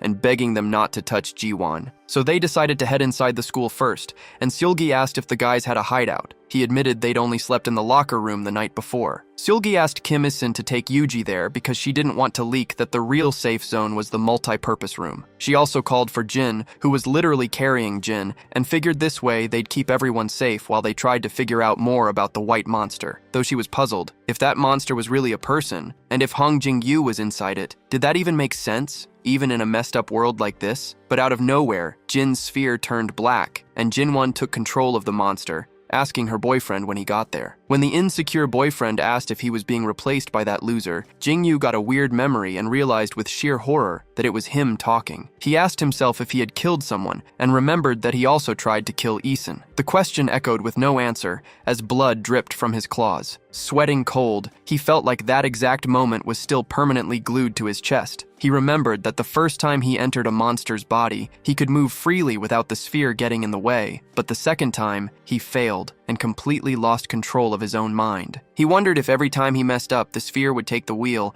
and why it only worked perfectly that first time. Maybe the sphere was caught off guard and dropped its defenses that one time. If that was it wouldn't fall for the same trick twice, and if he left the monster's body, he might never be able to take it back. Until Seulgi called Jing-yu to leave, and he muttered that he'd overthink this later, while repeating to himself that as long as he didn't fail a body swap, he wouldn't end up killing his friends with his own hands. For now, he just needed to survive the moment, until a kid with a bloody face popped up behind him and asked why he did that. Jing-yu turned around and recognized Park Seong-jun, who screamed, asking why Jing-yu did that to him. Suddenly, the human MC woke up right in the lap of Monster Jinwon, who was asking her boyfriend if he was okay and how he got there. Seulgi watched the scene and desperately wondered why Jinwon turned back into a monster. The boyfriend kept trying to confirm if it was really his girl, and she had no idea why he was acting so sus, explaining she almost blacked out for a second. Before she could even finish her sentence, she got jump-scared, realizing she was carrying Jin, and just dropped him on the floor, wondering why she was hugging that monster, leaving Seulgi more petrified than a statue, completely lost. The boyfriend tried to calm Jinwon down, saying he needed to tell her something, but Monster Jinwon grabbed RMC by the throat and said he wasn't just some student, but absolute trash using monster powers to kill people. Jingyu tried to break free from her grip, choking, while Seulgi was outraged by the confirmation that he actually just murdered people out of nowhere. The boyfriend begged her to stop and let the MC go, but the monster coldly replied that this was something that needed to be done, and she was chosen by the sphere for it. Kim Il-sung blew up, screaming at the monster girl to drop Jingyu, and started cursing her out. Seulgi's eyes went wide, already thinking that was a terrible idea. The boyfriend then swore at Jinwon, trying to hold her back while she gripped the MC. The monster girl was totally speechless that her own boyfriend just cursed at her. The boyfriend kept screaming at her to drop the MC, repeating that he'd already asked like 100 times. She tried to explain that this kid needed to die. Desperate, the boyfriend begged her to listen, and warned that if she didn't let Jingyu go, she was the one who'd die. The monster finally caved, and grumbling, dropped Jingyu. The guy, still on edge, ordered her to undo the transformation. Confused, the monster dissolved, revealing a girl underneath. She asked, annoyed, if her boyfriend had even listened to a word she said and grumbled, calling Jingyu a monster. Relieved, the guy confirmed everything was cool, and Seulgi wouldn't need to lay a finger on Jiwon, while Seulgi herself sighed, swearing that just took 10 years off her lifespan. The scene cuts to the boys' locker room, and Jinwon, still in disbelief, asked if this kind of stuff was actually possible. The boyfriend swore he saw it with his own eyes, and Jinwon replied that in this world, nothing surprised her anymore. So she decided to trust her man, figuring that if they wanted to stay alive, they shouldn't mess with their new friends. Seulgi guessed the couple were sophomores, but Jingyu figured the guy was a freshman. Jinwon proposed that the MC stick by her side since she planned on wiping out every monster in the school. Surprised, the guy asked if he heard that right. She replied it was obvious. Since they had monster powers, they shouldn't just hide, while her boyfriend nodded along to everything she said. She kept going, saying that if things were exactly as they explained, all they had to do was possess the monsters and snap their necks to wrap this whole thing up in half an hour. Jingyu stuttered, trying to explain, realizing instantly that all her confidence was just an act. Seulgi explained that possessing a monster leaves your real body completely defenseless and a sitting duck because she herself had been attacked by monsters while in possession mode, and snapping your own neck, even if it's mentally, really messes with your head afterward. The couple noted that Seulgi was pretty good at stalling, but she ignored them and said it was her turn to ask questions, wanting to know how Jinwon got this power to shift between human and monster, since it seemed different from Jingyu's case. Jinwon replied it was all thanks to the sphere, so she asked Jingyu if the sphere helped him too,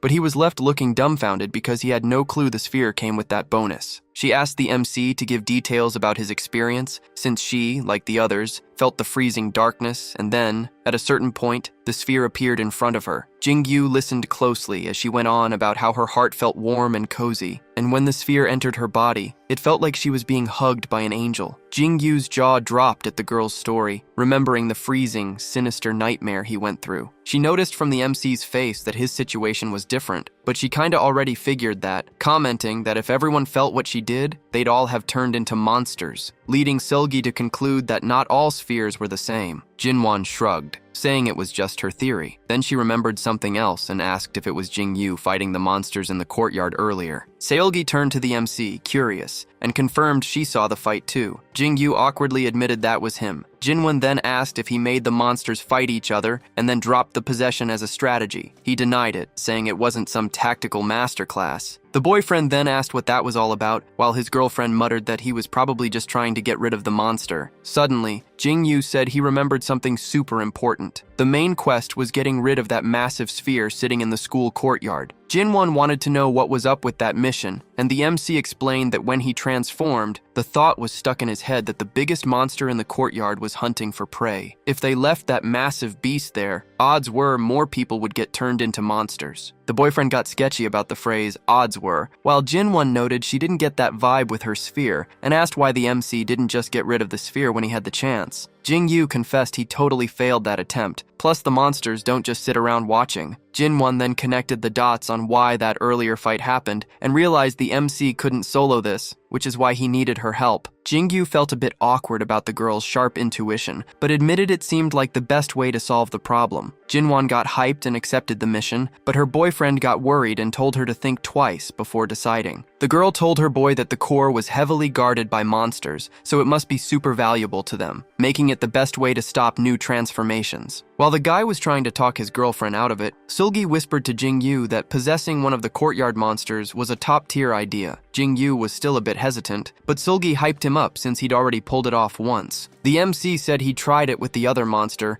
and whispered something in his friend's ear, leaving her completely shook by the reveal. While the couple was in their own lovey-dovey world, stressing over each other, Seulgi and Jingyu decided to dip, promising to meet up with the couple the next day. Jinwon thought they were going to start clearing the courtyard right then and there. Jingyu played it off, saying tomorrow would be better since he was totally exhausted, but Jinwon wasn't a fan of that idea, arguing that more people could turn into monsters in the meantime. Seulgi stepped in, saying it was crucial to be in peak condition for the mission, and with the sun already setting, doing this in the dark would be a nightmare. Jinwon finally gave in and called Seulgi Beanie, which came off kinda weird, promising she wanted to meet up with the freshman duo before lunch to go clap those monsters. In the multi-purpose room, Kim Isun was complaining that the tutorial for the transformation symptoms was literally just start choking yourself, and felt the whole process was way too summarized. But Jingyu explained you only acted like that if you were ready to die, so Seulgi cut the chatter, asking what the game plan was for tomorrow. Because if Jingyu was right when he whispered to her that they couldn't eliminate the courtyard monster, they'd have to use a different one. The MC agreed, but figured that actively hunting for monsters instead of hiding from them was crazy dangerous. But to Seulgi, if they didn't make a move, the seniors would get suspicious,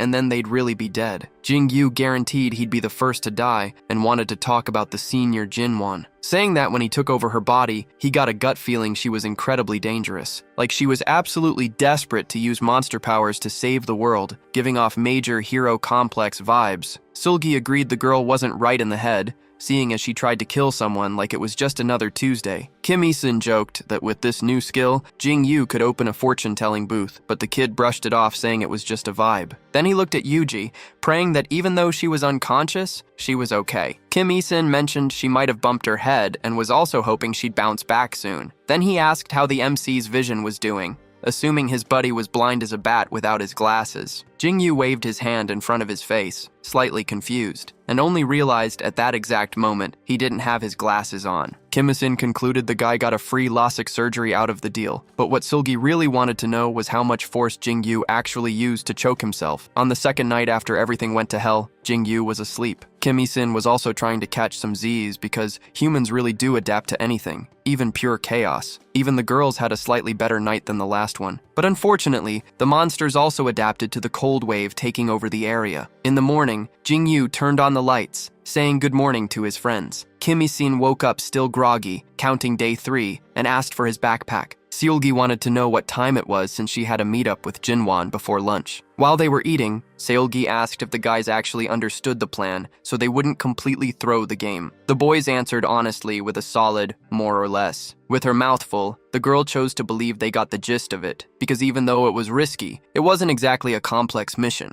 Kim Isun guessed it was probably around 9:30 and said it was time to go hunt some monsters. They walked down the school stairs, and the wrecked door laying on the steps still gave off brutal vibes, making Jingyu dread the fact that he was going back there. Seulgi told him to keep his voice down since the monster could still be upstairs. The plan was to grab the rooftop monster, but if he wasn't there, they'd have to find another one. After all, high ground was the best spot to scout them out. Jingyu peeked through the door and saw the monster was still there, standing over the students who ran out of luck. A panicked Kim Isun told the MC to make a move already. Jingyu kept watching, shocked the beast was still chilling there, but figured this could actually make things easier. So he moved in carefully. But he thought it was weird because he couldn't sense it. Plus he noticed it didn't have a floating sphere. The dead bodies were still on the floor, and normally, monsters munch on their victims like snacks. Kim Isun almost had a heart attack when he heard his friend call his name, but Jingyu told him the beast was already dead. Seulgi wanted to know who could have pulled that off, and Jingyu said he had a theory. and to the girl's absolute shock, he guessed she did it. Jingyu asked if his friend remembered when they shocked the sphere and it shot out those spikes, and only found out after becoming one of them that the blast wasn't a counterattack, but the sphere literally collapsing. Kim Isun deduced that the MC was turning into a monster expert, while Silgi thought it was weird since he seemed totally fine after the shock. But Jingyu explained the core of a monster was the sphere. The body was just a tool. Kim Isun came to the conclusion that they just needed to tase them to kill them instantly,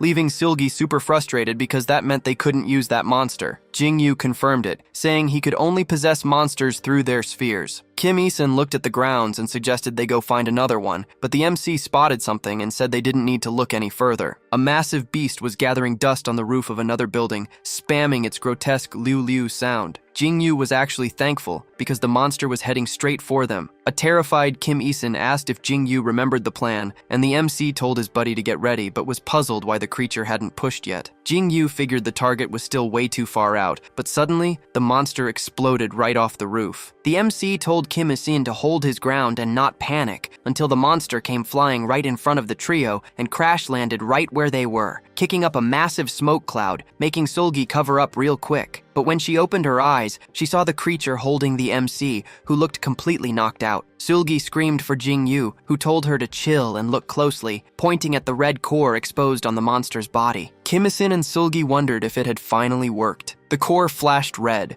and Kim Isun muttered nervously that if this went wrong like last time, it was going to be a massive problem. But Jingyu seemed to be in the driver's seat, and his buddy breathed a huge sigh of relief. Sulgi was absolutely stunned by the scene, but Kim Isun told her to snap back to reality and do her part, since he was doing his by carrying the MC to the multi-purpose room. The girl immediately rushed to get Jinwon just like the plan said. Jingyu, chilling in monster form, waited on the roof for Jiwon to show up so they could team up and destroy the giant core in the school courtyard, which had a guard monster on duty. The squad knew they had to stick to this plan till the end, because if it worked, they might actually see a way out of this living hell. They swore to make it count no matter what, aiming straight for whoever did this to them. Sulgi sprinted down the stairs and threw open one of the locker room doors, catching Jiwon literally on top of her boyfriend. The two freaked out at the interruption and swore they hadn't even done anything yet. Sulgi didn't even care, and demanded to know if Jiwon remembered yesterday's deal, telling her they needed to head up to the roof. Jiwon got super hyped, saying it was finally time for some justice, while the guy complained, asking her to knock next time. Outside, hiding near a car, a group of exhausted students were taking cover. One of them whined that he was dead tired, but the guy at the back of the line told him to hurry up. A blonde kid asked if his buddy was sure the monster hadn't spotted them yet, saying his heart was beating out of his chest, until the guy in front screamed in pain, and the rest told him to shut up before he blew their cover. He had actually caught a deep piece of glass right in his knee. The blonde ordered the freshman Baek Changil to go solo and check if the monster was pushing them. Changil hesitated because he didn't want to go alone, so he got cursed out and ordered to hustle. He obeyed, muttering under his breath that the seniors acted like they owned the place even after he clearly said he didn't want to go, until he found the monster just standing there looking through the fence and muttered that everyone here was way too cowardly. Adding that the seniors from before were way nicer,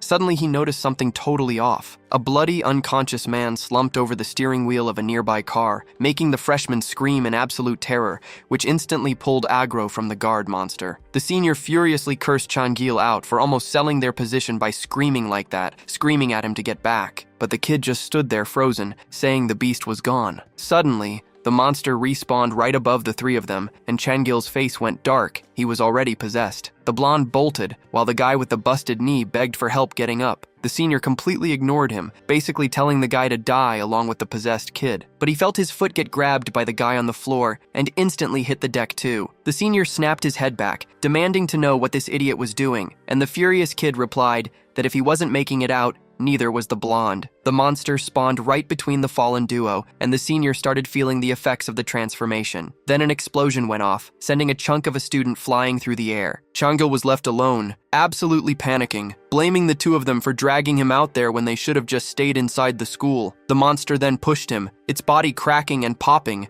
and a terrified Changil screamed at it to stay back until Jingyu's red-sphered monster pulled up to join the party. Another explosion hit as they clashed, and Changil realized, completely horrified, that there were now two monsters. So he dipped immediately before he caught any stray hits, while Jingyu admitted the plan definitely went a little off script. But he noticed this monster's body felt different from the one Kim Soo-jin was controlling. While absolutely wrecking the enemy monster, he realized he was way stronger than last time. With this kind of buff, Jingyu figured he wouldn't even need Jiwon's help, and swore to pay them back double for everything they had put them through so far. The two traded heavy blows back to back while that creepy beast sound echoed on loop, and it shot a spike straight at Jingyu, who blocked it without breaking a sweat. Then he started ripping the spike out, declaring he was going to pack this monster up, and threw a combo of punches to finish the job. On the roof, Jiwon was watching the fight, telling Seulgi he was handling it just fine solo and wondering why he even called her in the first place. Jiwon wanted to know why Jin jumped in to fight this random monster instead of the one already in the courtyard, and Seulgi replied it just kinda happened. Jiwon got bored and said she was just gonna sit back and enjoy the show, but Seulgi suggested they should probably help. Jiwon scoffed, saying she honestly felt bad for the monster and would rather see how Jingyu handles a 1v1, promising to tag in if things went south. Seulgi admitted the MC really didn't look like he needed any backup right now. Back to the fight, Jingyu lands another heavy punch on the knocked out monster. He realizes his mind is way clearer than the last time he possessed that body, and figures he'd use this time to get used to it. So he activates the red core and decides it's time to wrap this up once and for all. The finishing move lands clean and explodes against the enemy on the court.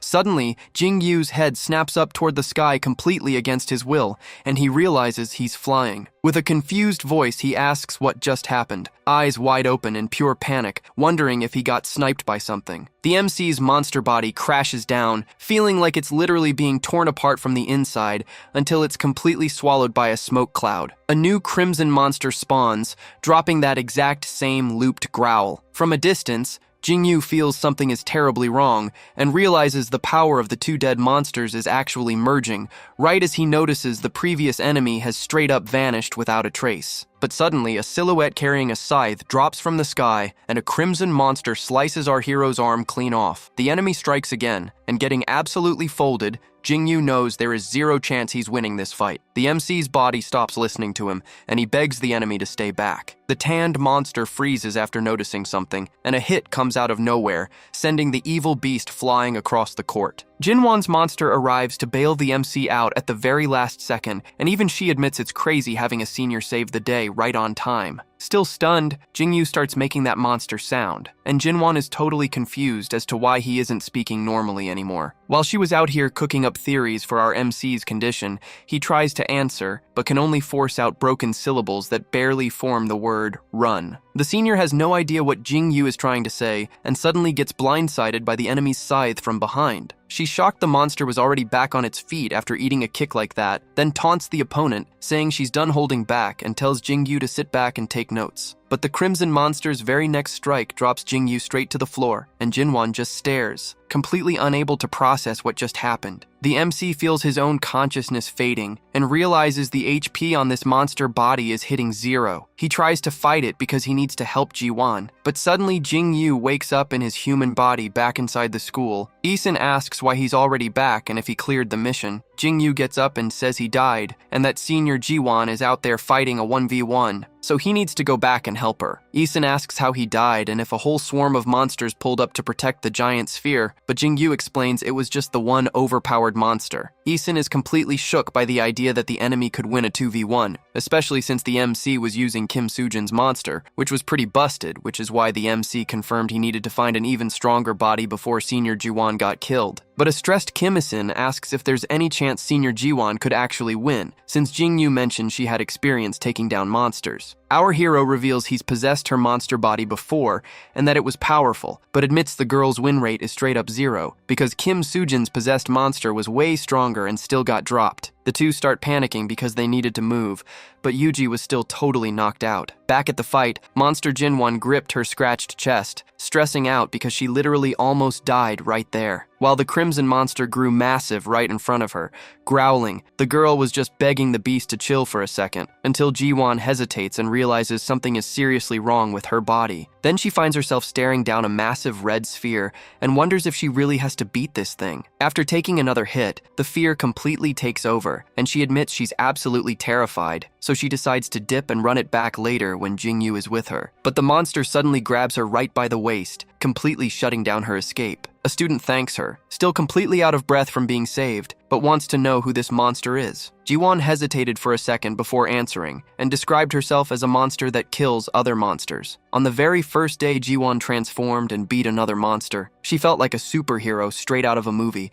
sparking a crazy idea in her head. She had a dangerous thought. If she played her cards right, she could actually become a hero. That's how she decided she was going to crush every single monster that crossed her path. But now she realizes just how arrogant that idea was. The monster she thought was defeated caught her completely off guard and hit her with a critical strike. Jiwon stumbles, trying to shake off the hit, begging it to stop. But the hit came through anyway, while the mother core seemed to vibrate with every single move. In the hallway, Jingyu is sprinting, trying to find Jiwon, until he bumps into Seulgi on the way. Isun, who was tagging along, asks if she has any updates on the senior, but Seulgi says this is literally the worst-case scenario because they didn't find a single monster upstairs, meaning they have to check somewhere else. Jingyu has no idea where to go, but Isun chimes in saying that running around looking for a monster without one is basically a death wish. Seulgi agrees and tells them to follow her to the first floor. A girl is writing in a notebook until the bad boy Tuko walks up, totally triggered seeing her studying in the middle of all this, but the girl explains she's just documenting what's happening. The guy doesn't buy that scribbling in a notebook is going to change anything, so she suggests he just leaves her alone. Tuko loses it and gets in her face, asking if she thinks he's a joke just because he looked somewhat scared at a few monsters. The girl fires back, asking if getting mad at her is really what he wants to do right after watching a friend die in front of him. He then glares at her, completely menacing. In the school bathroom, someone is crying inside a stall. It was the crybaby freshman having a full breakdown while relieving himself, crying about how everyone died again except him. Then, sobbing uncontrollably, he repeatedly apologizes to everyone who didn't make it. Meanwhile, Jinwon's boyfriend is stressing out, begging her not to get hurt, but the girl is actually getting completely wrecked by the enemy. She feels like her HP is flashing red, and if her transformation drops right here, it's instant game over. So she mentally begs Jingyu to hurry the hell up. The crimson monster suddenly reacts to something, glancing to the side. The mother core lets out a growl, and a gigantic purple sphere shoots out of its mouth. At that exact moment, the girl writing everything down gets slammed against the wall. Tuko accuses her of calling him a coward for ditching his friend, furiously demanding to know what else he was supposed to do. The student tries to explain herself, swearing she never said that, and begs him to calm down, but he slaps her and asks if she knows something. The girl groans on the floor while Tuko grabs her, saying there are no laws or order in this world anymore, and that she has zero idea what that actually means. Then, looking absolutely evil, he promises to show her exactly what it means. The girl's eyes go wide in horror, and she screams, begging him to let her go. But suddenly, Tuko starts losing his vision of the girl. She quickly scrambles to grab her glasses since her vision was also super blurry without them, and when she puts her glasses on, she watches in pure shock as the kid gets possessed by a black sphere. In the bathroom, the crying freshman also starts getting possessed, noticing that everything is going pitch black around him. Jinwon's boyfriend starts showing the exact same symptoms, recognizing them instantly from his girl's stories. A girl screams as she sees something hovering over a classmate's head, saying she feels confused and freezing. The ones who were still normal were running for their lives, desperately trying to escape the students who were mid-transformation. Meanwhile, the purple sphere was cranking up its power, basically activating the monsters inside the students. A stressed Jingyu asks what they're gonna do if they don't find a monster, but Seulgi admits she has no clue either. Though the one thing she knows for sure is that if they don't find one ASAP, Senior Jiwon is actually gonna die. Jingyu starts panicking, asking why there's never one around when they actually need it, until he looks back and realizes Isun stopped walking. So the MC also stops on the stairs, looking up and heading back, but Seulgi, who didn't notice, says they have no time to waste. Jingyu then realizes his buddy has a monster sphere floating right over his head, but the kid, still somewhat conscious, describes that everything is dark and freezing, and the only thing crossing his mind is that they are completely screwed. At the same time, Tuko is still standing over the writer girl, demanding to know what she did to him, getting more desperate by the second. However, the girl screams right back, totally clueless about what's going on too. The two struggle in the dark, both just trying to push each other away without being able to see a thing. The guy stumbles back, unable to believe what he's experiencing, having no idea how this is even possible. He ends up collapsing right on top of the girl, who is too paralyzed by fear to even move. Suddenly, she screams for her mom, completely consumed by panic. Struggling to push Tuko off, the girl feels around the floor and grabs a pen. Then she stabs the bad boy, who rolls over to the side, complaining that he has zero strength left to move. She glares at Tuko one last time and sprints out of the room, leaving the bleeding kid behind on the floor, until the black sphere over his head slowly starts breaking apart. Back on the stairs, Jingyu is staring dead at Kim Isin, who keeps describing the dark symptoms of the transformation. The MC rushes toward his friend, screaming his name. But Seulgi asks Jin if the chokeout method he used on himself would work on Isin. However, the MC admits he has no idea, since it depends entirely on the type of sphere. Seulgi figures Isin only has two options left: beat the sphere solo like Jingyu did, or pray he rolled a docile sphere like Senior Jiwon did, even though the drop rate on that was crazy low. Isin is fighting his own mind, getting closer to losing control by the second, and asks if his friend can still hear him. Jingyu grabs him by the shoulders, begging him to stay focused. But Isin admits he'll try his best, even though there's zero guarantee he'll clutch it like Jingyu did. Inside his mind, Isin wonders what's going to happen if he actually turns into a monster, while the sphere keeps growing right in front of him. Having no idea when this massive ball even spawned in front of him, he drops, almost like he completely gave up fighting. Jingyu kept shaking his friend, totally desperate. Then Seulgi asks if that possession skill only works on things that are already monsters, and Jingyu confirms it, trying to figure out where she's going with this. Seulgi keeps pushing, asking if it would work on anyone who has a sphere, even if they haven't fully turned into a monster yet, and suggests the MC possess Isin right now to try and cancel the transformation from the inside. Jingyu hesitates, having no clue if that's even a mechanic, until Isin starts dropping the loi loi sound, and his face starts morphing, signaling the monsterization has officially started. Seulgi begs the MC, saying they're totally out of time to second guess, and Jingyu decides to dive in. Inside the possession space, he finds himself surrounded by multiple paths leading to different spheres and thinks it's super weird there are so many. He decides to ignore that for now, and takes the path to save Isin first. Seulgi anxiously watches the MC, whose face is also completely distorted, while Isin's sphere shifts to a bright red. The girl just prays this process doesn't damage Jingyu, since they basically just winged this plan. Jingyu finds his buddy inside his own head, curled up in front of the black sphere. Jingyu realizes he jumped in here with zero game plan and needs to figure out the best way to stop his friend from turning into a monster. So he suddenly just decks Kim Isin straight in the face with zero hesitation. Isin wakes up super confused,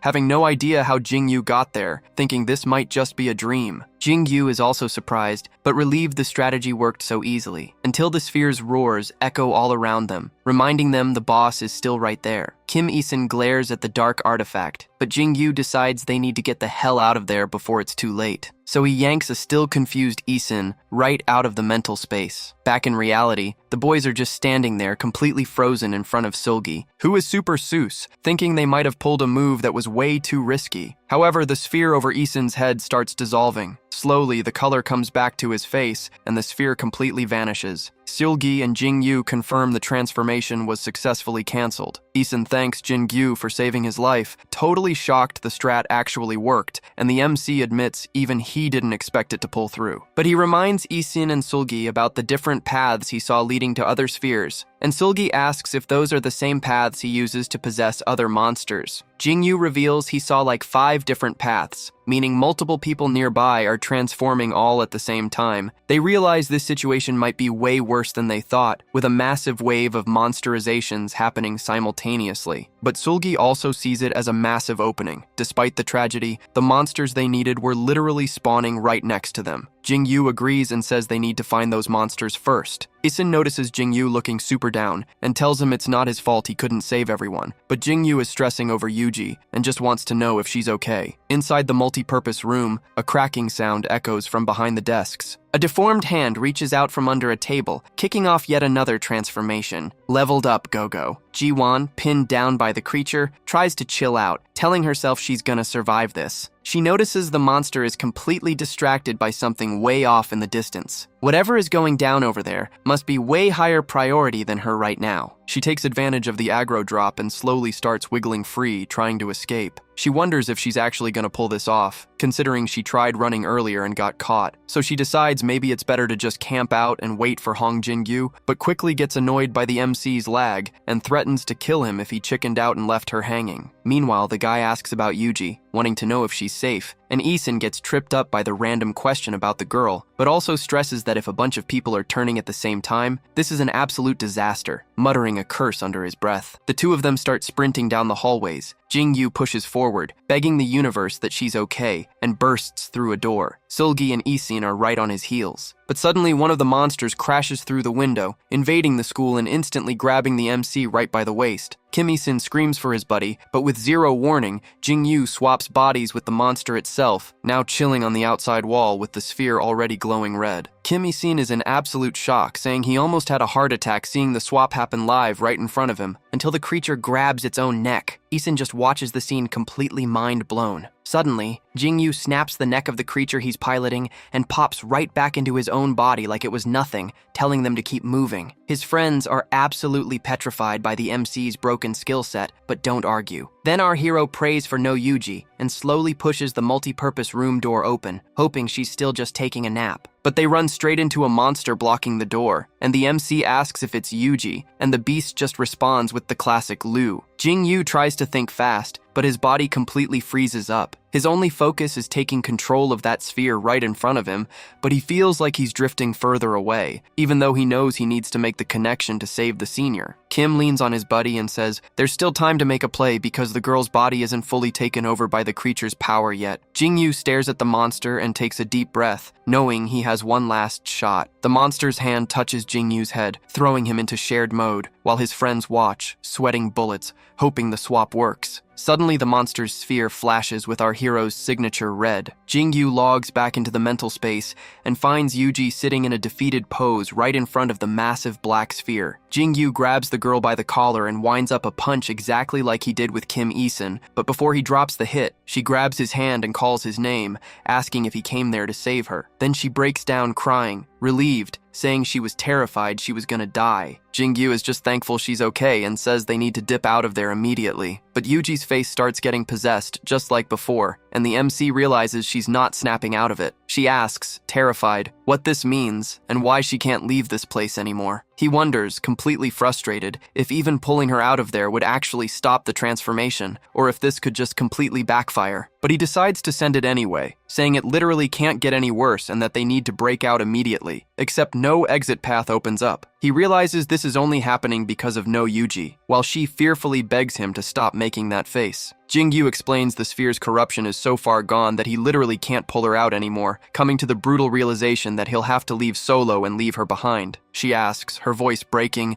if her account is already bricked. However, the MC instantly denies it and says he'll figure something out, but the girl replies it's written all over his face that it's over. So even though she's terrified in there, just seeing him show up made things a little less dark, and she thanks her friend. But our guy refuses to accept it, insisting she's not a lost cause and that he'll find an exploit no matter what. She lets out a tearful laugh and says that if he dies trying to save her, she's gonna haunt him for the rest of his life, and adds, totally accepting her fate, that if it wasn't for the MC, she would have had a game over a long time ago, that he saved her in that classroom, and just as she tries to give him a real thank you, her body starts morphing again before she can finish. Jingyu screams her name, begging her to fight it, but his friend just mutters that she never actually got to say thank you. Jingyu refuses to let go, absolutely devastated that he's losing her, but she didn't respond anymore. Her body was fully consumed by the transformation with zero chance to fight back. Kim and Seulgi are anxiously waiting for Jingyu to clutch up, but as they look at the creature, they realize the monsterization just hit 100%. Kim, totally outraged, asks the still tranced MC what the hell is going on, and Jingyu, still stuck inside the monster, answers with a heavy heart that he failed. Kim Isin can barely finish the sentence that Yuji is gone, but Jin confirms she got totally consumed by the sphere. Kim refuses to accept it and insists there has to be a workaround, but the creature replies coldly that it's already too late. He blames himself in silence, repeating that if he had just been a little faster, maybe he could have saved her. Until Seulgi cuts in, saying they don't have time for this right now even though she completely gets what he's going through. She firmly states that the hero needs to save Jinwon right now and cry about it later, and even though it was harsh, the MC needed a reality check. Meanwhile, Jiwon is swearing under her breath, convinced Jingyu straight up abandoned her. But before she even finishes complaining, an explosion rips through a building in the distance, and Jinwon screams the MC's name, full of hope. But her hype gets instantly crushed because the creature that pulls up is fully consumed by the black sphere, and soon enough, more of them start pouring out of the school, chanting that Lu dialect almost like a choir. Jinwon is completely lost on what's going on, while getting lifted by the Crimson Monster, who is answering the newly spawned mob, until suddenly, the enemy boss just tosses the senior monster, who faceplants into the grass, having zero clue what just happened. The creatures start spamming Lu like crazy, and Jinwon realizes, absolutely horrified, that she just became the main course for these fresh spawns. The beasts start munching on her while she screams bloody murder for help, trying to fight through the agony of getting eaten alive, until there's barely anything left of her body, and right when one of the beasts goes to swallow her sphere like the cherry on top, it gets hard stopped by a hand. Jingyu pulls up, muttering that he should have destroyed that sphere from the very start, repeating to himself as he one-shots one of the monsters that if he had just crushed the courtyard sphere earlier, none of this would be happening. The rest of the mob notices his aggro,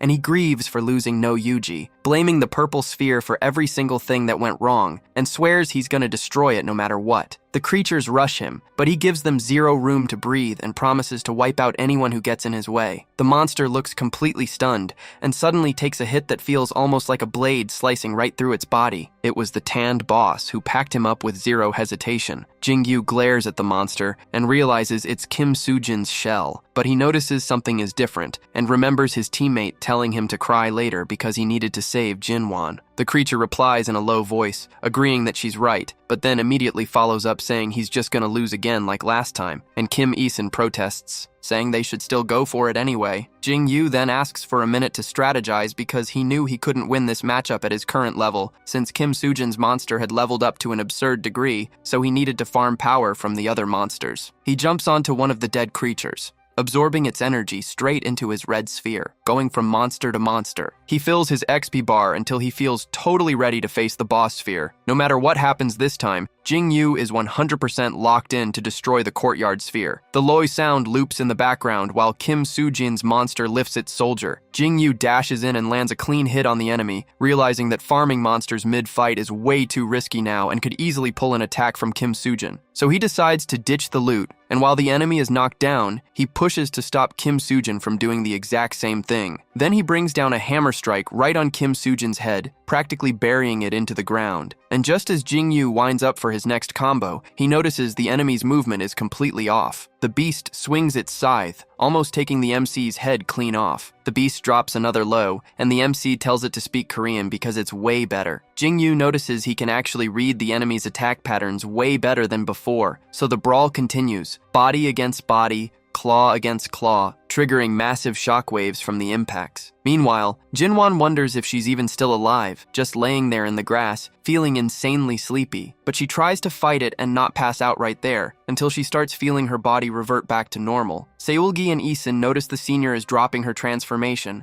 and decide to check on her. They ask if she's still breathing, but the girl is still totally out of it. Kim Isen notices that Jinwon's ripped-off foot actually regenerated in her human form, so, deciding this spot is way too hot for her, they decide to carry her inside the school. Back to the fight, the brawl is completely unhinged, and Kim Soo-jin grabs Jingyu's arm, getting ready to bite it clean off, but the MC dodges the best he can, considering the enemy is literally right in his face. Jingyu starts feeling a massive speed debuff, and assumes Kim Soo-jin's body gets a stat boost with every absorption, until Soo-jin's crimson hand goes straight for our monster and sinks its claws deep into his ribs, dealing unimaginable damage. The monster drops Jingyu and readies its scythe to finish him off, but the MC clutch grabs the spike with insane reflexes right before it hits. Things were looking incredibly bad for Jingyu, who was trying everything in the book to break free from the enemy's grip, until suddenly, Suji's monster drops a "Die, you insect." Jingyu is completely floored that the monster can speak and wonders if Kim Soo-jin got her consciousness back,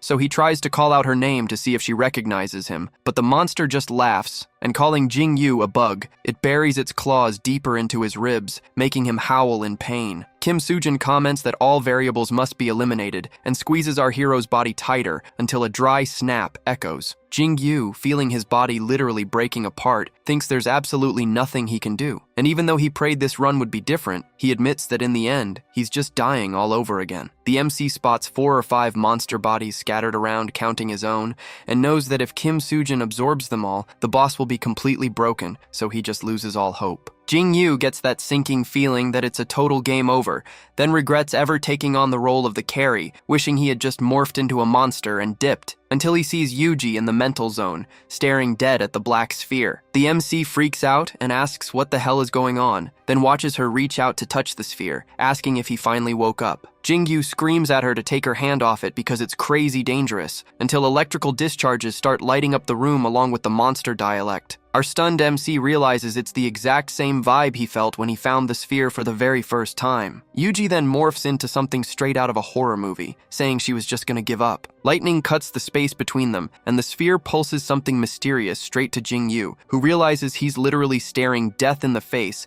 and starts choking himself. He knows that for a sphere, if the host dies, the sphere gets wiped too. So Jingyu figures no Yuji is literally seconds away from dying, but he himself tried to force a game over before and actually survived. Plus he unlocked the skill to dive into other spheres. So he figures it's best to stay chill, trusting that Yuji is gonna be alright. Suddenly the girl's leg starts cracking and glitching out. He asks what's happening to her, but the girl just whispers his name and tells him that if she deletes herself, the sphere gets nerfed too. Then she drops a massive reveal on the shocked MC, saying he could actually take over her body because she's permanently linked to the sphere, but Jingyu begs her to stop. However, Yuji replies she has to do it right now, while she's still in control of herself. The girl's leg keeps breaking down, and Jingyu insists there has to be a glitch or a workaround, begging her to just hold on for a second. Yuji reminds him that if he hadn't carried her earlier, she would have died to the classroom monster anyway, and confesses through tears that going out like this is 1,000,000 times better. The sphere's energy spikes, and Jingyu screams for her to stop, warning her he won't accept this if she goes through with it. Already fading out, she admits that when he woke up in the multi-purpose room, she wasn't actually asleep either. Utterly in shock, watching her disappear and just repeating why.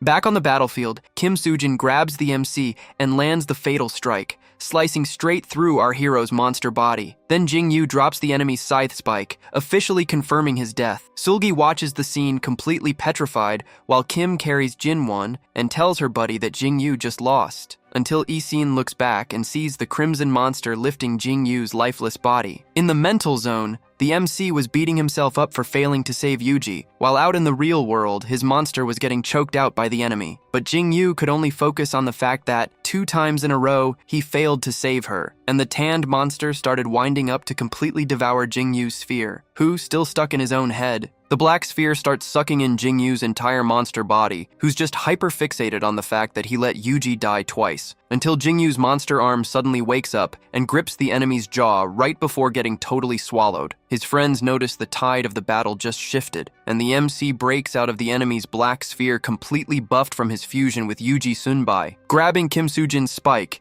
and ripping it out in one clean pull. The enemy monster has absolutely zero idea what's happening, and suddenly, Jingyu drives the spike straight into the creature's abdomen. He jumps back, instantly playing defense, but the monster yanks the spike out and asks how the MC respawned if he was already dead. So he replies that he can't log out yet, not as long as the boss is still breathing, which makes total sense. Kim Soo-jin states that Jingyu is exactly what they expected, and that's exactly why he needs to be deleted. The boss fight restarts, this time way more violent. Strikes clash mid-air, landing heavy criticals on each other, until our hero monster lands a massive hit, completely stunning Kim Soo-jin, and runs it back with his ultimate finisher, screaming for the enemy to just drop dead already. And just like that, the massive black sphere is destroyed, triggering a massive explosion.